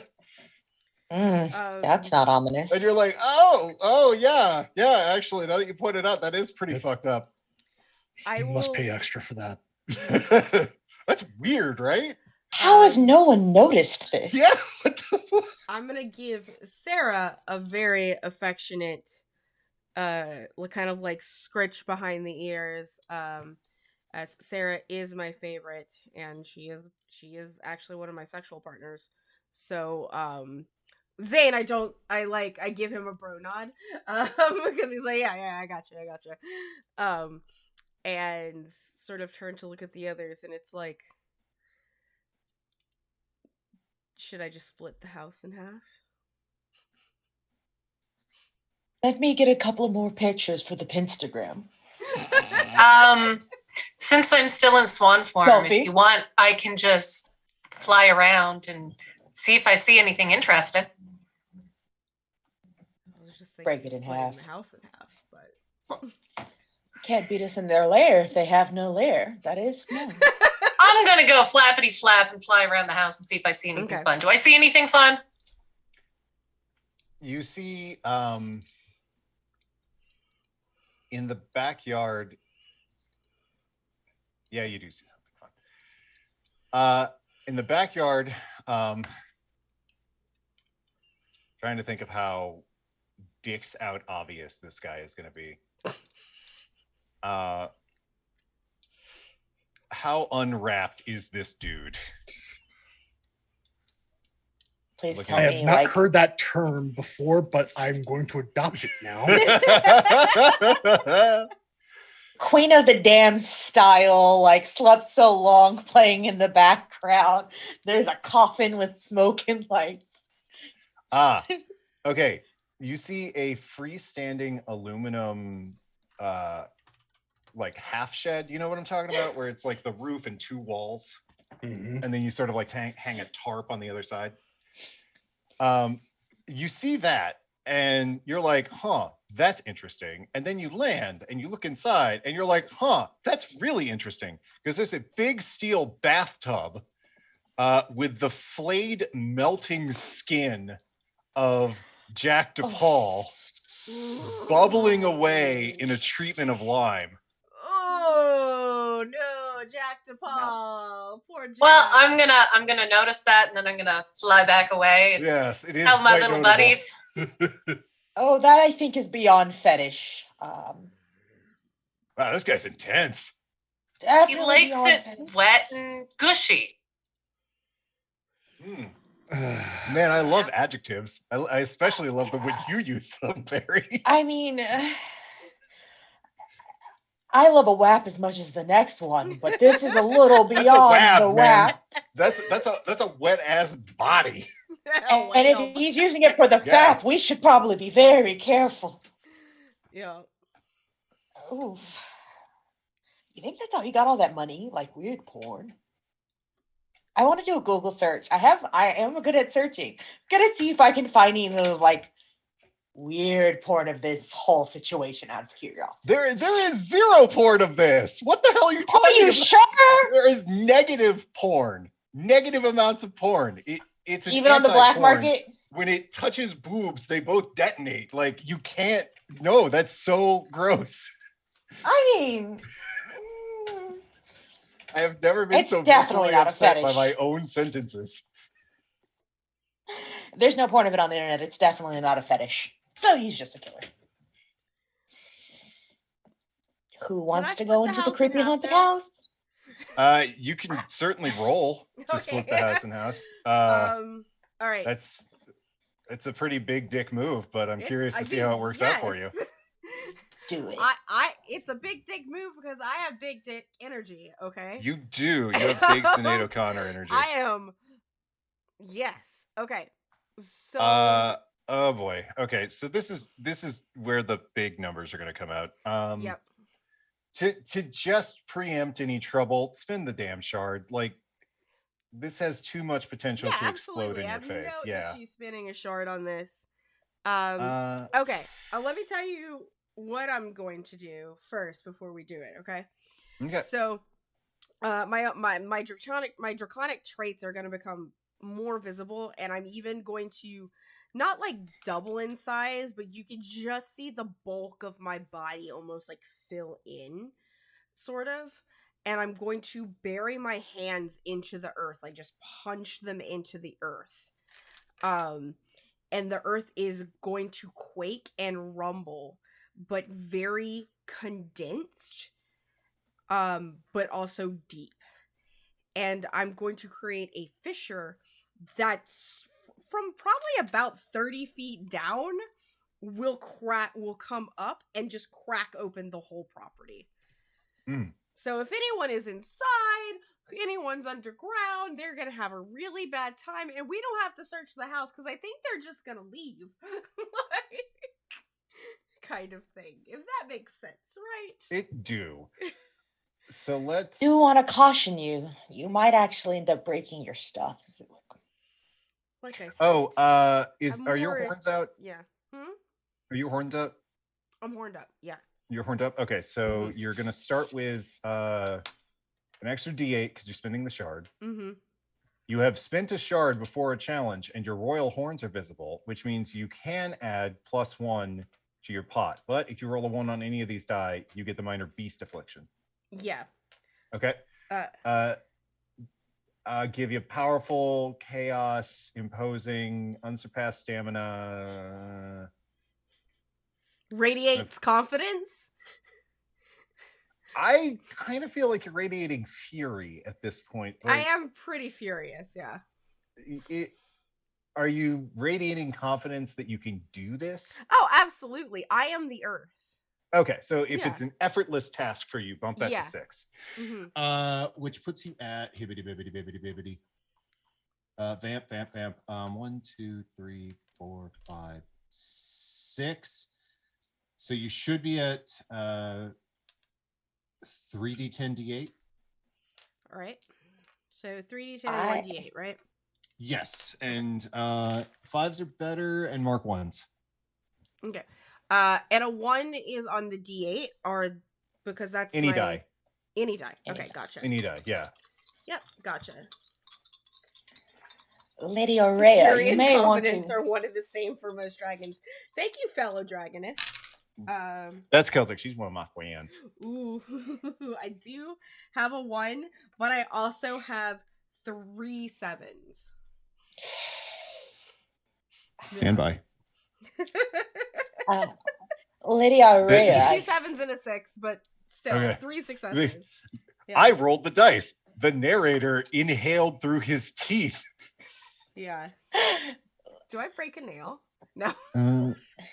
Lady Aurea is going to sound suspicious, but I think it might be safer in my arms right now, if you don't mind. Okay. And then you've got the beast. Okay, how is your beast manifesting? It's minor. How is my beast manifesting? It is manifesting in the earth itself, right? So the things that are getting I am a bulky dragon. I am not an Asian dragon, so I'm not like beautiful, long, and slender. Like in a sense, like if I go to full draconic form, I almost resemble a T-Rex, but not with short arms, kind of thing. Like I am a big guy, right? So I imagine like when my horns come out, and I have tiny wings. When my horns come out, and they curve like an ibex, so they'll just like, right? And you could probably even see like in my tail just sort of manifest as well. So I manifest by just becoming bigger. Like that is what happens to me.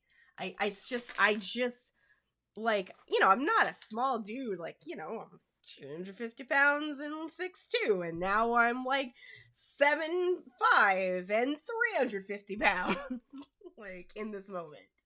Like, all right, I am going to, because I'm kind of being conscientious about the time here. I am gonna cutscene. Okay. All right. After the building splits in half. The ground. Well, you're about to find out. Okay, let's go.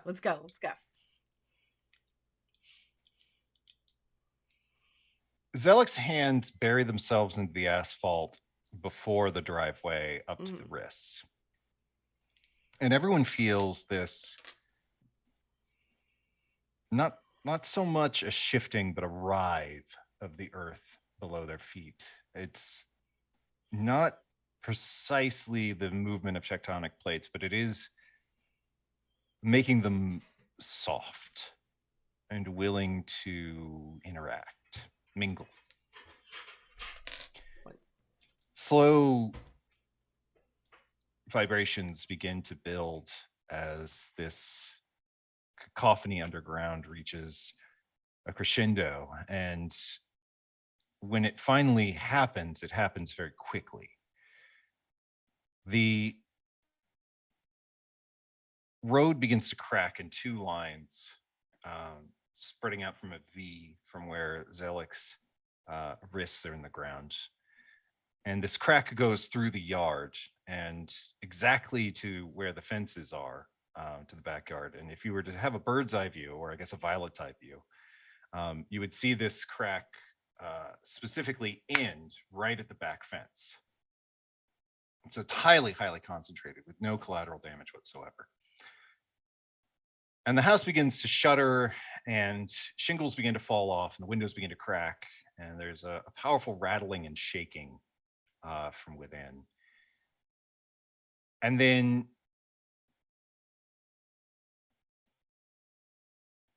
the house falls in on itself. It doesn't break, it doesn't shift and slide to one side. It's a perfect controlled demolition where the whole structure just almost no dust is raised from this collapse. But then it continues to collapse. The entire plate of the ground drops 10 feet straight down. Okay, that was probably the basement, right? That makes sense. There are basements in Seattle, I think. And then it drops another 10 feet. Okay, maybe as a sub basement. That's not outside the realm of possibility. He might have had a contractor come in. And then the whole house doesn't do that. It doesn't beep. The whole platform that the house is sort of resting on drops one end, and then it slides into this deep and open maw of blackness.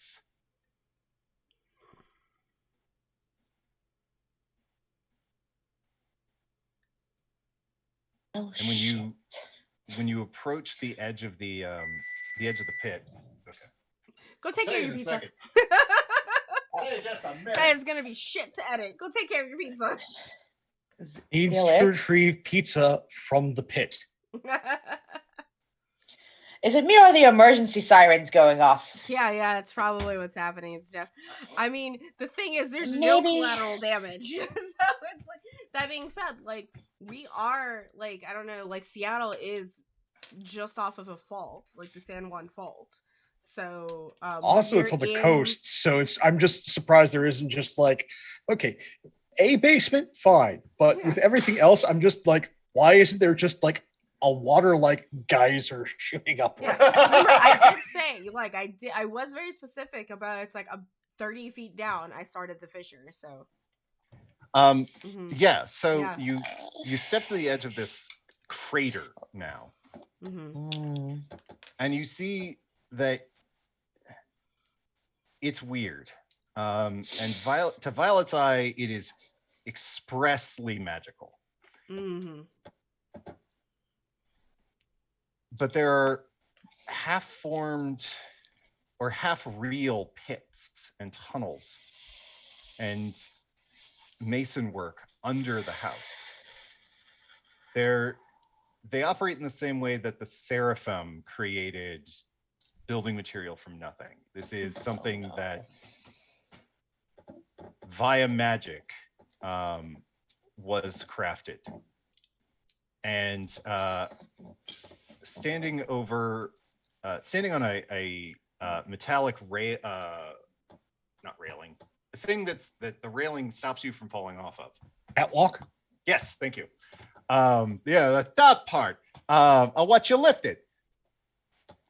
Is Dr. Monday Knot. And he's looking about 60 feet up at you guys. And below him is just this yawning chasm of darkness.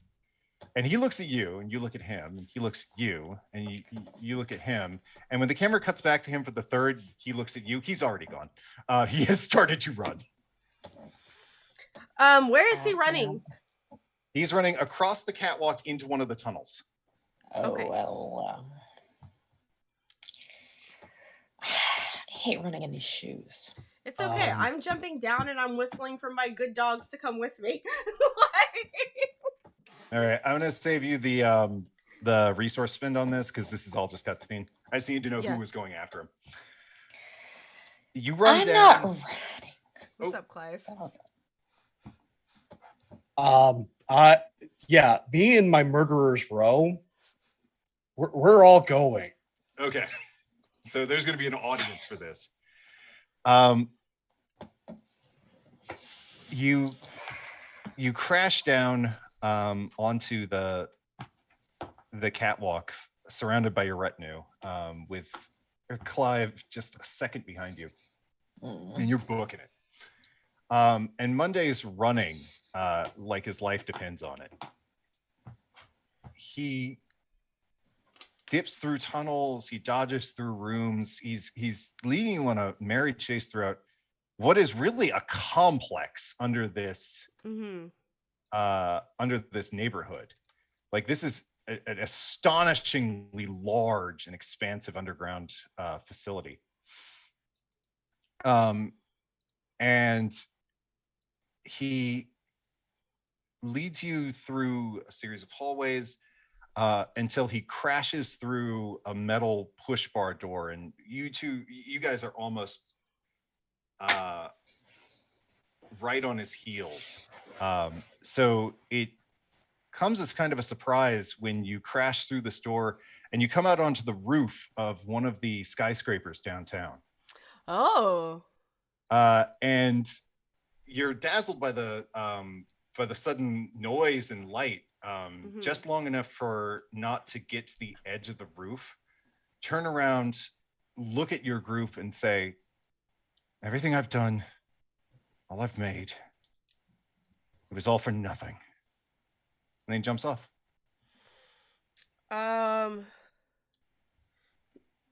Not before I jump off after him to catch him. Okay. Oh, but no! I want seem my to remember character you to said show that you're. up when Zelik's just going off of a roof end.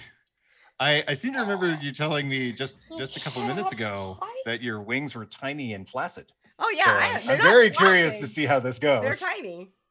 Oh, they're tiny but turgid. Yeah.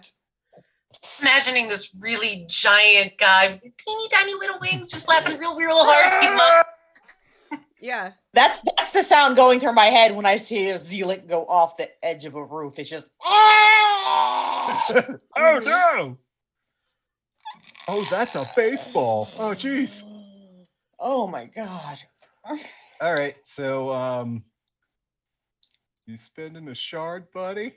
Yeah, I'm gonna spend a shard. Fuck it, let's go. All right. You know what? Like, I'm gonna be honest. Like, this is the most shards I've ever spent in this game. So you're starting with one. What trait would you like to use to make yourself fall faster? Chaos, confidence, knows how to impress, but also it's not so much even like pulling the. It's not so much as like falling faster. Unsuppressed stamina. Is that the earth beneath us is coming to meet us. It is like there is just I'm almost building like a mesa just like coming out of the ground. And to keep it to keep the impact from being so harsh, I'm even using, my connection to the earth for it to almost like tar, like a tar pit, just like coming out of this mesa. Okay. Yeah. Okay, so what do we say? Powerful? Because I'm fucking strong. Like, listen. Chaos. Unsurpassed stamina. Confident as fuck. Knows how to impress. I just jumped off a building with tiny wings. Keep in mind, your horns are still out, and you did spend a shard, so you get an additional +1. Fuck yeah, let's go. So count me. Where am I at? I have 5 You're on at this. So 6. Yep. So that's going to be 1, 2, 3, Same as 4, last time. 5, 6. Yeah, it's the same pool. So 3d10 and a D8. d8. And note any ones. I will. No 1s, 1 8, and 1 6.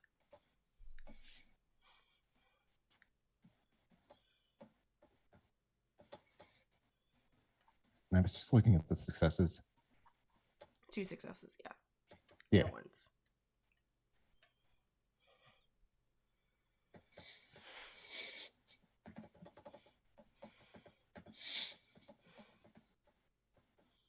What is your stated outcome for this goal? My stated outcome is to catch him alive. Mm-hmm.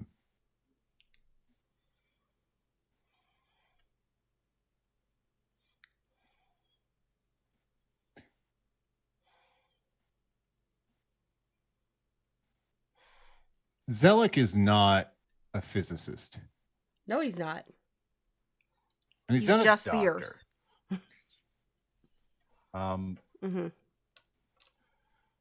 And the thing that makes catching people very difficult, it's something that people talk about a lot with Superman, and it specifically came up during Spider-Man, is stopping someone falling is not difficult.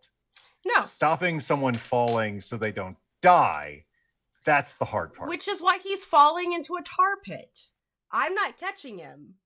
I'm just going after him. And so when he lands in the goop, I will land and I will pull him out of the goop. I just want to point out that do you remember what happened to the dinosaurs when they landed in the tar? It takes when they were piggy dipping in the tar, it did not turn out well. It takes a while. I didn't say he had to be like healthy. More specifically to the point, tar has surface tension. Yes. Yeah, even water, if you are hitting it at terminal velocity, acts like a brick wall. Right. But like, and he is. Yeah. It's actually kind of a shock to you, Zelik, when you go off the roof and realize that you were like 80 stories up. I don't know what skyscraper I'm on. Yeah. So maybe that's what distracted you. It's just not exactly it. When he hits the tar, there's a whap that's loud enough that you're able to hear it a couple of like dozen feet above him in midair. And he sinks like 6 feet straight down. My mess isn't that big. Oh no, I mean like okay. Yeah, I'm taking narrative liberty. Sorry. I'm sorry. In this like Wile E. Coyote him-shaped outline through the tar before it starts to fill in. Right. You got him alive. He's not going to remain that way if he doesn't go to the hospital like right now. Yeah, no. So like I essentially like superhero land on my on this mesa that I have created, reach in and like pull him out. And like he's looked better. Yeah, oh yeah, he's definitely looked better. And I'm gonna be like, don't worry, I'm gonna take good care of you. He vomits some tar. It's fine. It's just my goop. I made this goop. Yeah, it drives those crazy when they get in your goop there. Well, yeah. And yeah, we're I'm assuming my assistant's called the ambulance. Yeah. All right. Heart palpitations. Okay. It is 10:40. Plenty of time. Oh, I thought we were wrapping up at 20. I told you you had more time because we started almost a half hour late. Oh, I'm sorry. All right. You have up to another 40 minutes if we need for personal wrap up. Okay. Do it. Yeah. I think I think I can. I think we can do the wrap up. Yeah, we got it. Yeah. We got it. I'm the boss. I get to do whatever I want. I know, but I'm trying to be respectful for your time. You like you said, you're the boss. I'm trying to show you the deference and the respect. So the immediate aftermath of the capture of Dr. Knott is it's messy. The carnival is clearly working a bit harder for the EMTs because they're like, wow, this guy fell off a building and into a very conveniently located open top tar truck. We're in a cauldron. It's fine. Yeah. So I mean, he's lucky to be alive, but the word luck is doing a lot of heavy lifting here. He's not going to be able to play the piano anymore, or walk, or see colors, or hear anything out of his left side. Do any surgeries anymore? Yeah, no. The ballet career has been cut short, tragically. He's not in a coma when he gets to the hospital, but they do put him under because he's in too much shrieking agony to really spill any beans. Fine. So once once everyone's sort of situated, is anyone going to the hospital specifically while he's sort of resting and recuperating? Clive is going. I'm going to instruct Saya to go. Okay. Because I'm going home. I'm not going in the large condo-ish building conclave that Uzi and I have. I'm going to my house with my No house. Okay. Because I have a conversation, and she knows, because that moment when I was a phone was me instructing her, I'm coming home tonight. It's been months, but he's coming home tonight. Okay. I'm gonna Clive. search what's left. Okay. Mhm. Clive, actually, we'll start with Uzi. Uzi, I'm going to tell you everything you find in the rubble. And then you can proc endeavors or rolls to investigate them further at your Lethu hour. You find the hard drive from the morgue's security cameras, showing not wheeling out one of the bodies. You find Redline's access card. You find black candles made from the fat of corpses and dyed with bile. Oh, I want to look into that. Okay. Well, there's more. Don't you worry. You find the tome Blasphemous Secrets of the Vermin. And you find an enthalpy brand, which you don't immediately know what this is, but it's a big, scary knife. And then the last thing you find is it doesn't actually seem important until you kind of come back for a second glance. Like you walk past it, and then you're like, wait a minute, beep, beep, beep, that sort of thing. You find a box, like a big metal box filled with metallic gears and wiring.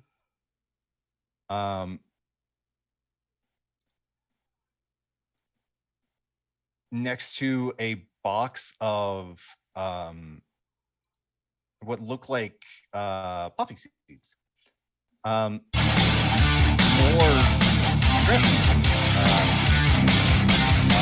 a mason jar filled with spit and a mason jar filled with semen.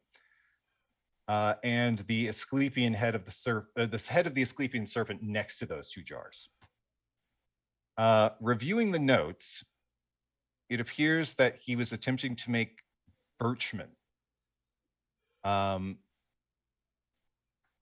which, according to the notes, from what you found, would serve as apocalypse-ready vessels for human souls when the Seraphim fails. To make a birchman, you remove the brain, the heart, and the liver, germinate the corpse with loose gears, something called a milkweed ovum, thick spit and semen, then anoint it in the golden venom of the serpent. Use the eye to solve the anastasis modi for the variables of the new corpses, and then call down a bolt of lightning to grant them Azoth.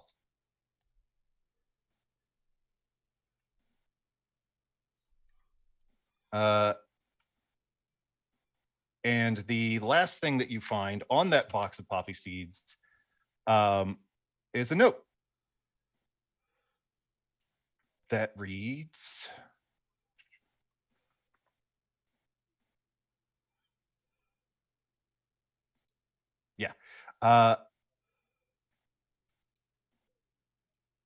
these are the milkweed ovules you needed for the birchman. Good luck. See.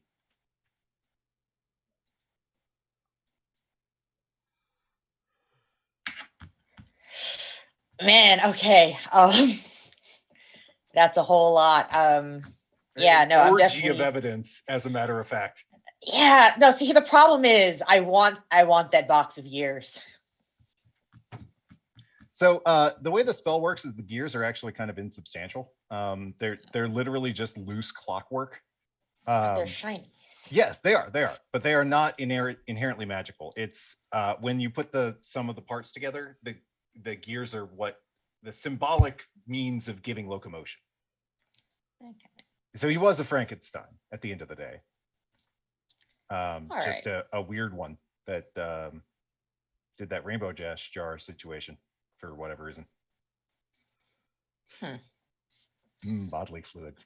All right, so while Uzi is holding these two mason jars and coming to the realization of what they are, snap over to Clive, who, in his usual Clive way, just kind of walks right past the receptionist. Not sneaking per se, just social stealth. He just walks right past. And it doesn't take you much investigation to find Knott's room. He's sedated, hooked up to every machine known to man and several known to monkeys. And it looks like he's going to be out for a while.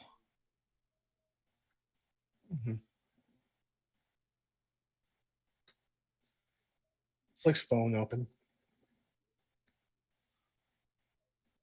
Cassidy. You actually get put on hold Hmm. for like maybe 15 seconds, and then Cassidy answers the phone. Yeah, sorry, I was on another line. What's up, Clive? As usual, whenever one sends me extra work, this is not a simple matter. So it sounds like you're a man with a boon. No, we have a problem. Okay. A series of problems. Okay. Yes, we found the Frankensteiner. I am fairly certain he is not working alone. We more than likely have recovered all the artifacts, but I am certain he is a part of some sort of cult. And their work is probably weakening the Saphira. Where are you? I'm at the hospital next to the unconscious Frankensteiner. Stay there. Maybe 45 minutes later, Cassidy blows her way into the room, looks over at Knott, and just looks disgusted. What? This?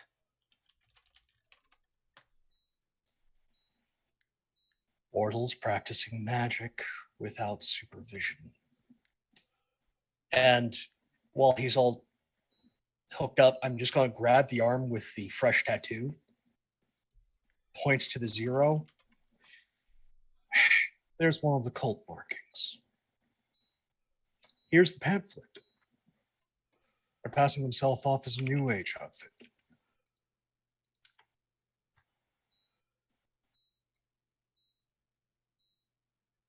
Take your boon and go. Don't look into this anymore. I'll handle it. All right. If you say so. But this is going to get out of hand real fast. One of them, he had the eye. He was using it. And if he was part of a network, the city isn't safe. The city is never safe. We've dealt with threats like this before. Go home, kiss your wife, go to bed. Forget about this. It's way above your pay grade. Yeah, I know it's above my pay grade, Cassie. I hope it's in yours.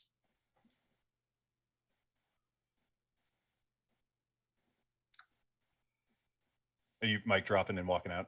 Yeah, it's at Okay. that moment. It's just like, and walk as I'm walking.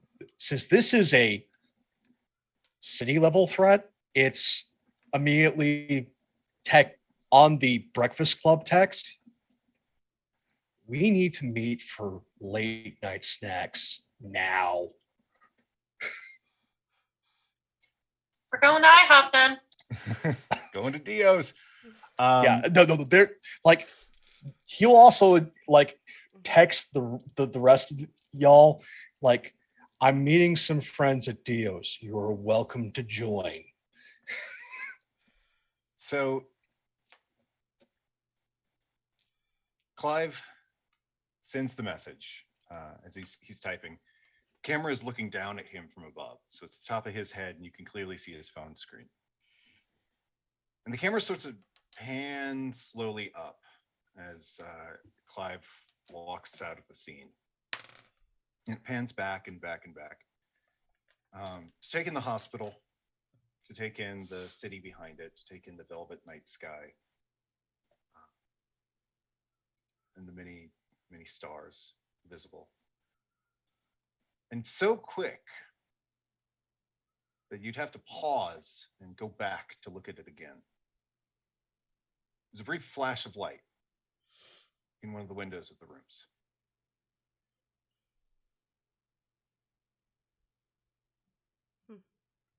Zelik, you come home. I imagine we got a sweet fucking condo. Just sort of because Anise knows that I'm coming home. She is probably the most important person in this city. And I give her space to do her job. Where would she be at? Oh no, we lost the Pope again. Oh, damn it. This is bullshit. It's bullshit. So to everybody in the stream, they're right now, it's 11 o'clock it's midnight for poor Pope. He's back. And it's fine. Yeah, they're taking a hand saw to his fiber optic connection. Oh no. For some reason, it's like, sir. Yeah, no, that I literally hollered down my roommates going back. Still so like. So yeah. Okay. Anise's pronouns. She, her. Okay. Mm-hmm.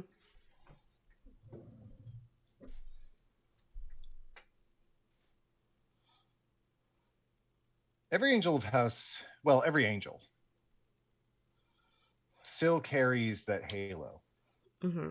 It's not obvious all the time, and it manifests differently for different angels, but everyone still has that halo, that confidence, that angelic radiance that basically is they were formed perfect. Mm-hmm. And they've never been imperfect. Even in a contained fashion, they're still flawless. Yeah. And in the case of House Serial, it's confidence, it's passion, it's confidence, it's a surety, effortless, casual power that they know that they're supposed to be the ones in charge, and they're going to go out there every hour of every day, and by their nature succeed. Mm-hmm.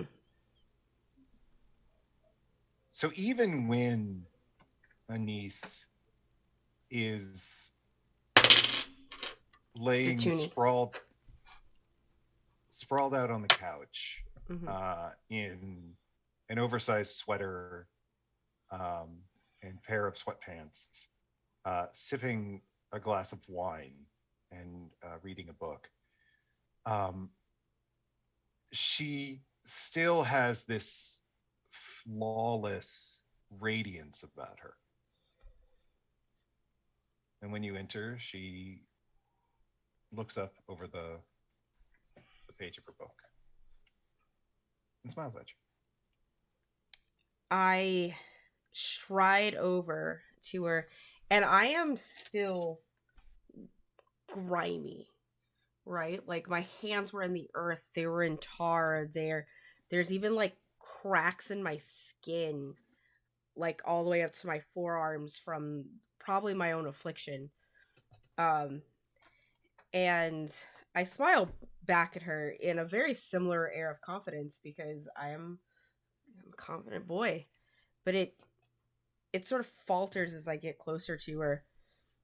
And I don't sit next to her as much as I put like my hands on like each side of the couch and like lean forward to almost like loom and impose in her space, but it's not in a domineering way. And my forehead gets exceptionally close to hers, not necessarily touching. I don't touch her.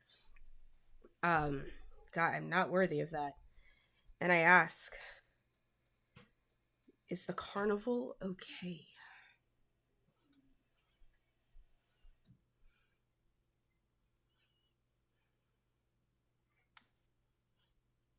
She sees everything. Mm-hmm. It's impossible to obfuscate or hide anything from Anise. So when you get that close Mm-hmm. and you show that much emotion, she, not dismissively, but intelligently, Mm-hmm. closes her book, sets it aside, sets the wine glass aside, and just spends a moment sort of drinking you in. Just maybe it's not love, maybe it's not even, what one would exactly call a healthy or quite equal relationship, but she's an angel. Yeah. And there is compassion and gentility. She doesn't even have to touch you.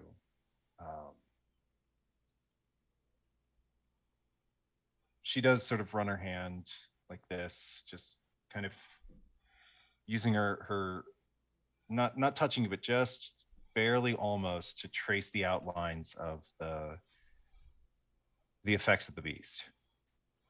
Mm-hmm.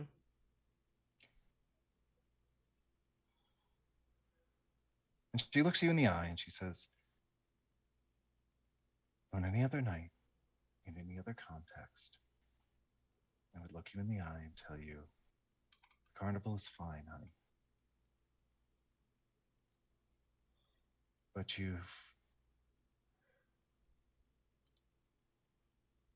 let your scales out. And that means that something very serious has happened. So what's going to happen next is you're going to go in the kitchen and get a tall, cool glass of water. And you're going to have something to eat. And then while you're doing that, I'm going to run you a bath. And you're going to get cleaned up and you're going to tell me what happened. You know what happened.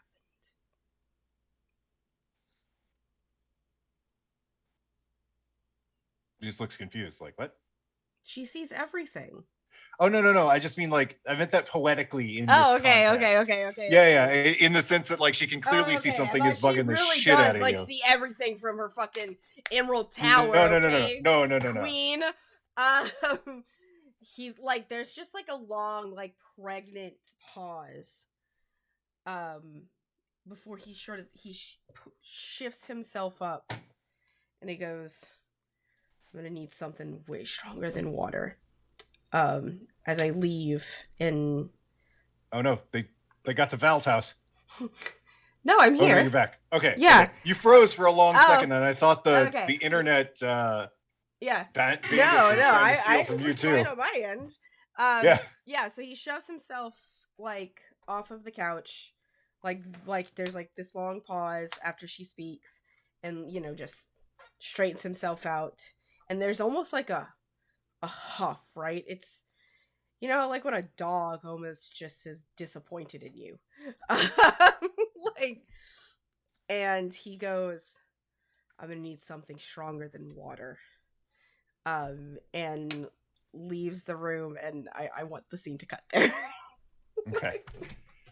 I was willing to go on. Like, that's I had some raw good. romance I'm planned. there. I'm there for this. That was a good little. I was gonna like brush your hair and shit while you were in the bathtub. Like, this is gonna be the whole thing, man.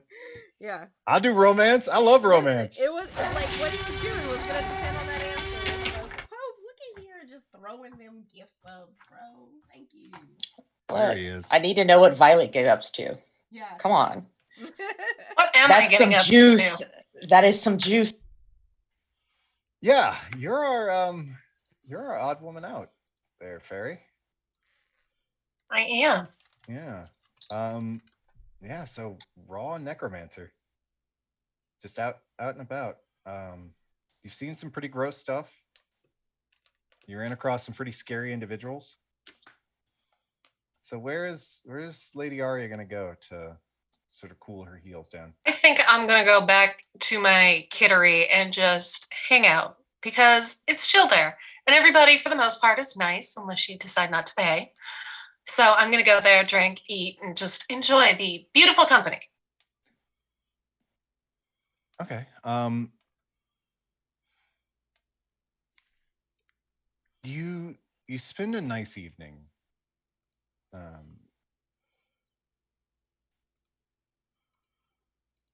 Just hanging out.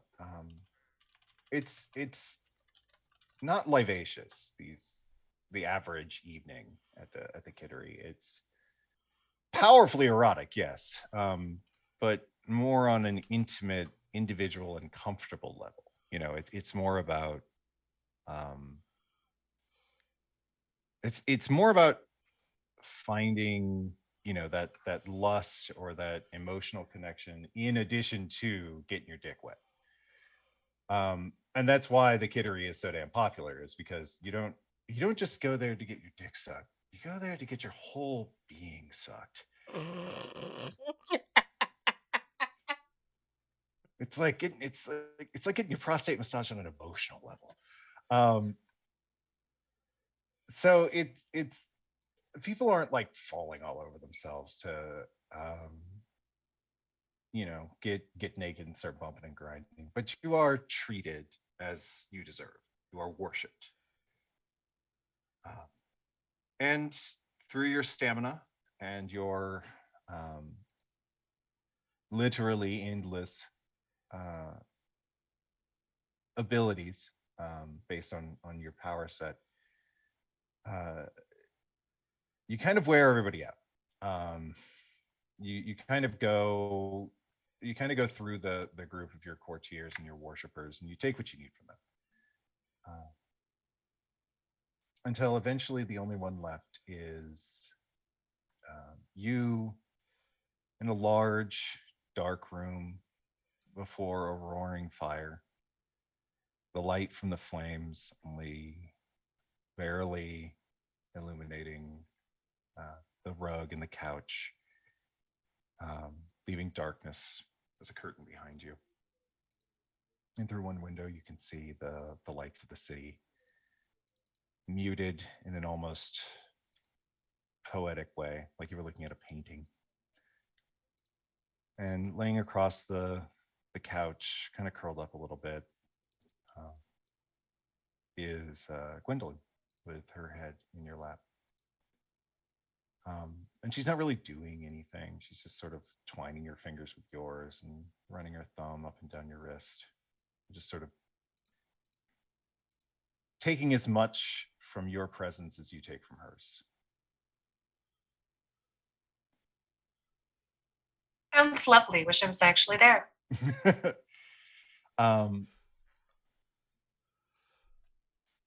And she kind of gives you this hooded-eyed look, that she gives you when she's planning stuff. And she asks, So have you thought any more about the eclipse? I have. I definitely think we need to throw a party. What kind of an eclipse is it? Oh shit. Andrew forgets. It's a lunar eclipse when the moon turns red and it's in the Earth's shadow, right? And then it's a solar eclipse if it's the moon in front of us. It's the thing being eclipsed, not the eclipsing object, correct? Yes. Okay. So it's gonna be a solar eclipse. Okay. Okay. Yes. All right. Sorry. That's good.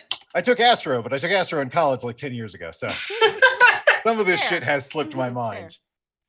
That's fair.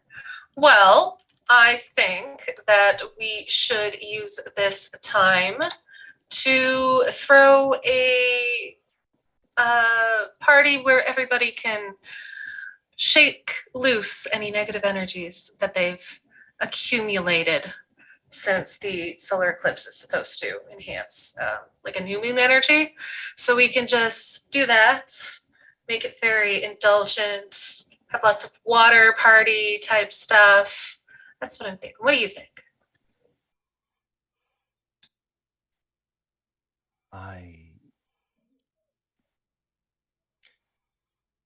I'd like music. I'd like food. I'd like to see people. I'd like to see people in white clothes that can be reversed to black. So when the eclipse I like happens, that. they switch their clothes. Sounds lovely. We should get some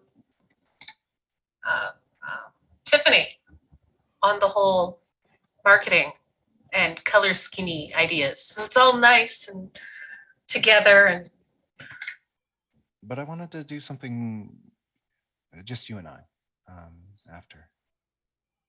so what would you like to do, my darling?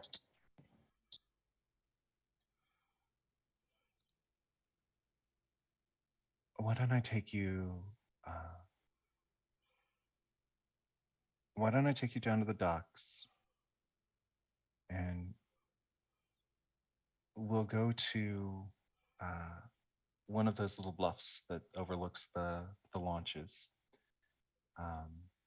and I will treat you to a wine and cheese picnic. Sounds absolutely delightful, my dear. We can definitely do that. She gives you that smile of like, you know, that smile that you get when she's wearing the blindfold and you call her good girl. She's wearing that smile. Ooh. Sorry. Powerful service submissive here in old Gwendolyn Churchbell. And as the camera pans back out through the window, to turn slowly to look over the town, the theme of Laura by Yamaoka begins to play. This cool, calm song with just that knife's edge of tension threatening to slip in between your ribs the second you let your guard down. The end.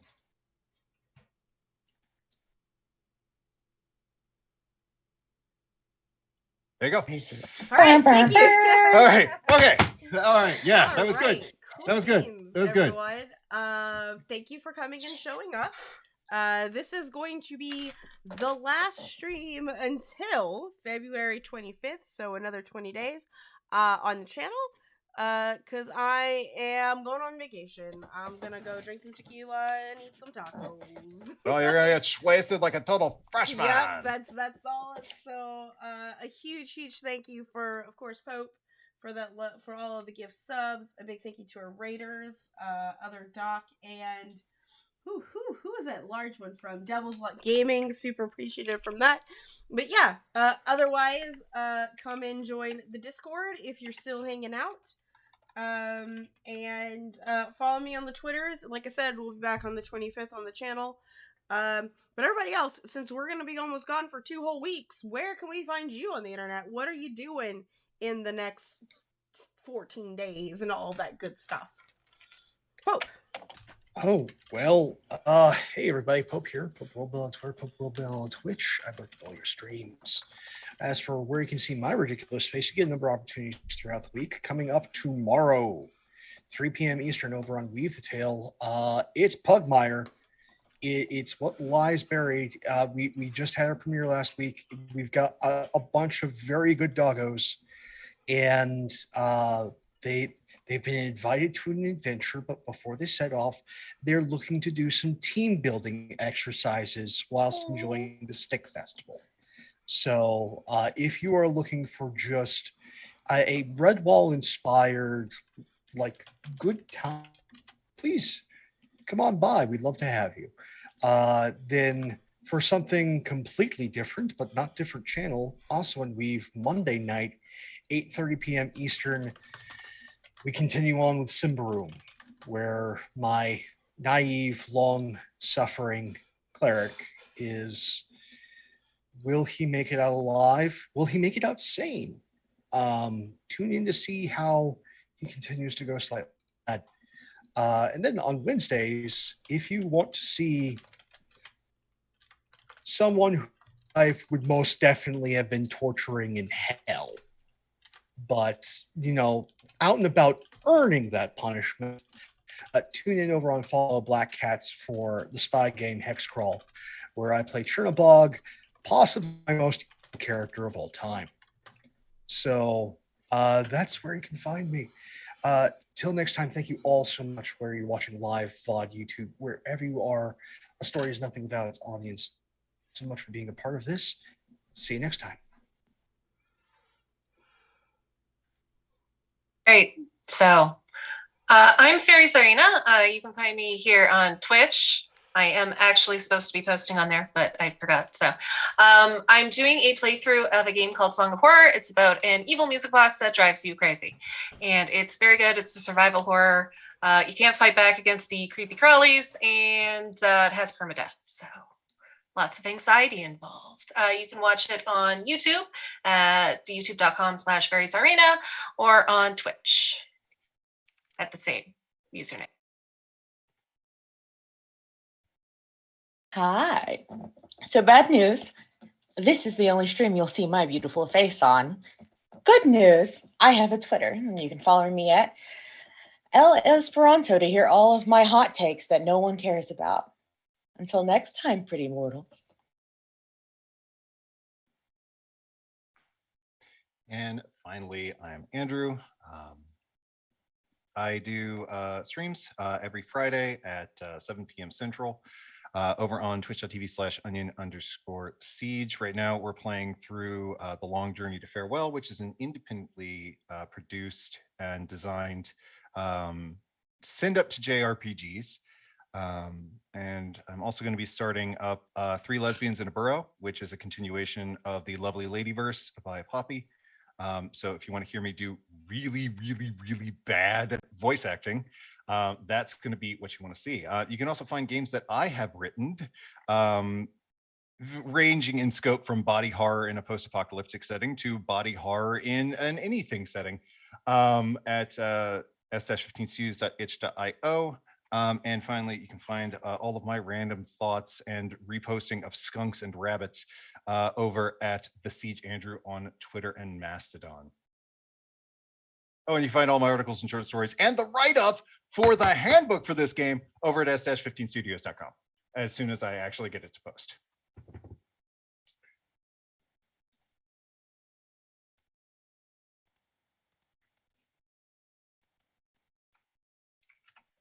Mhm.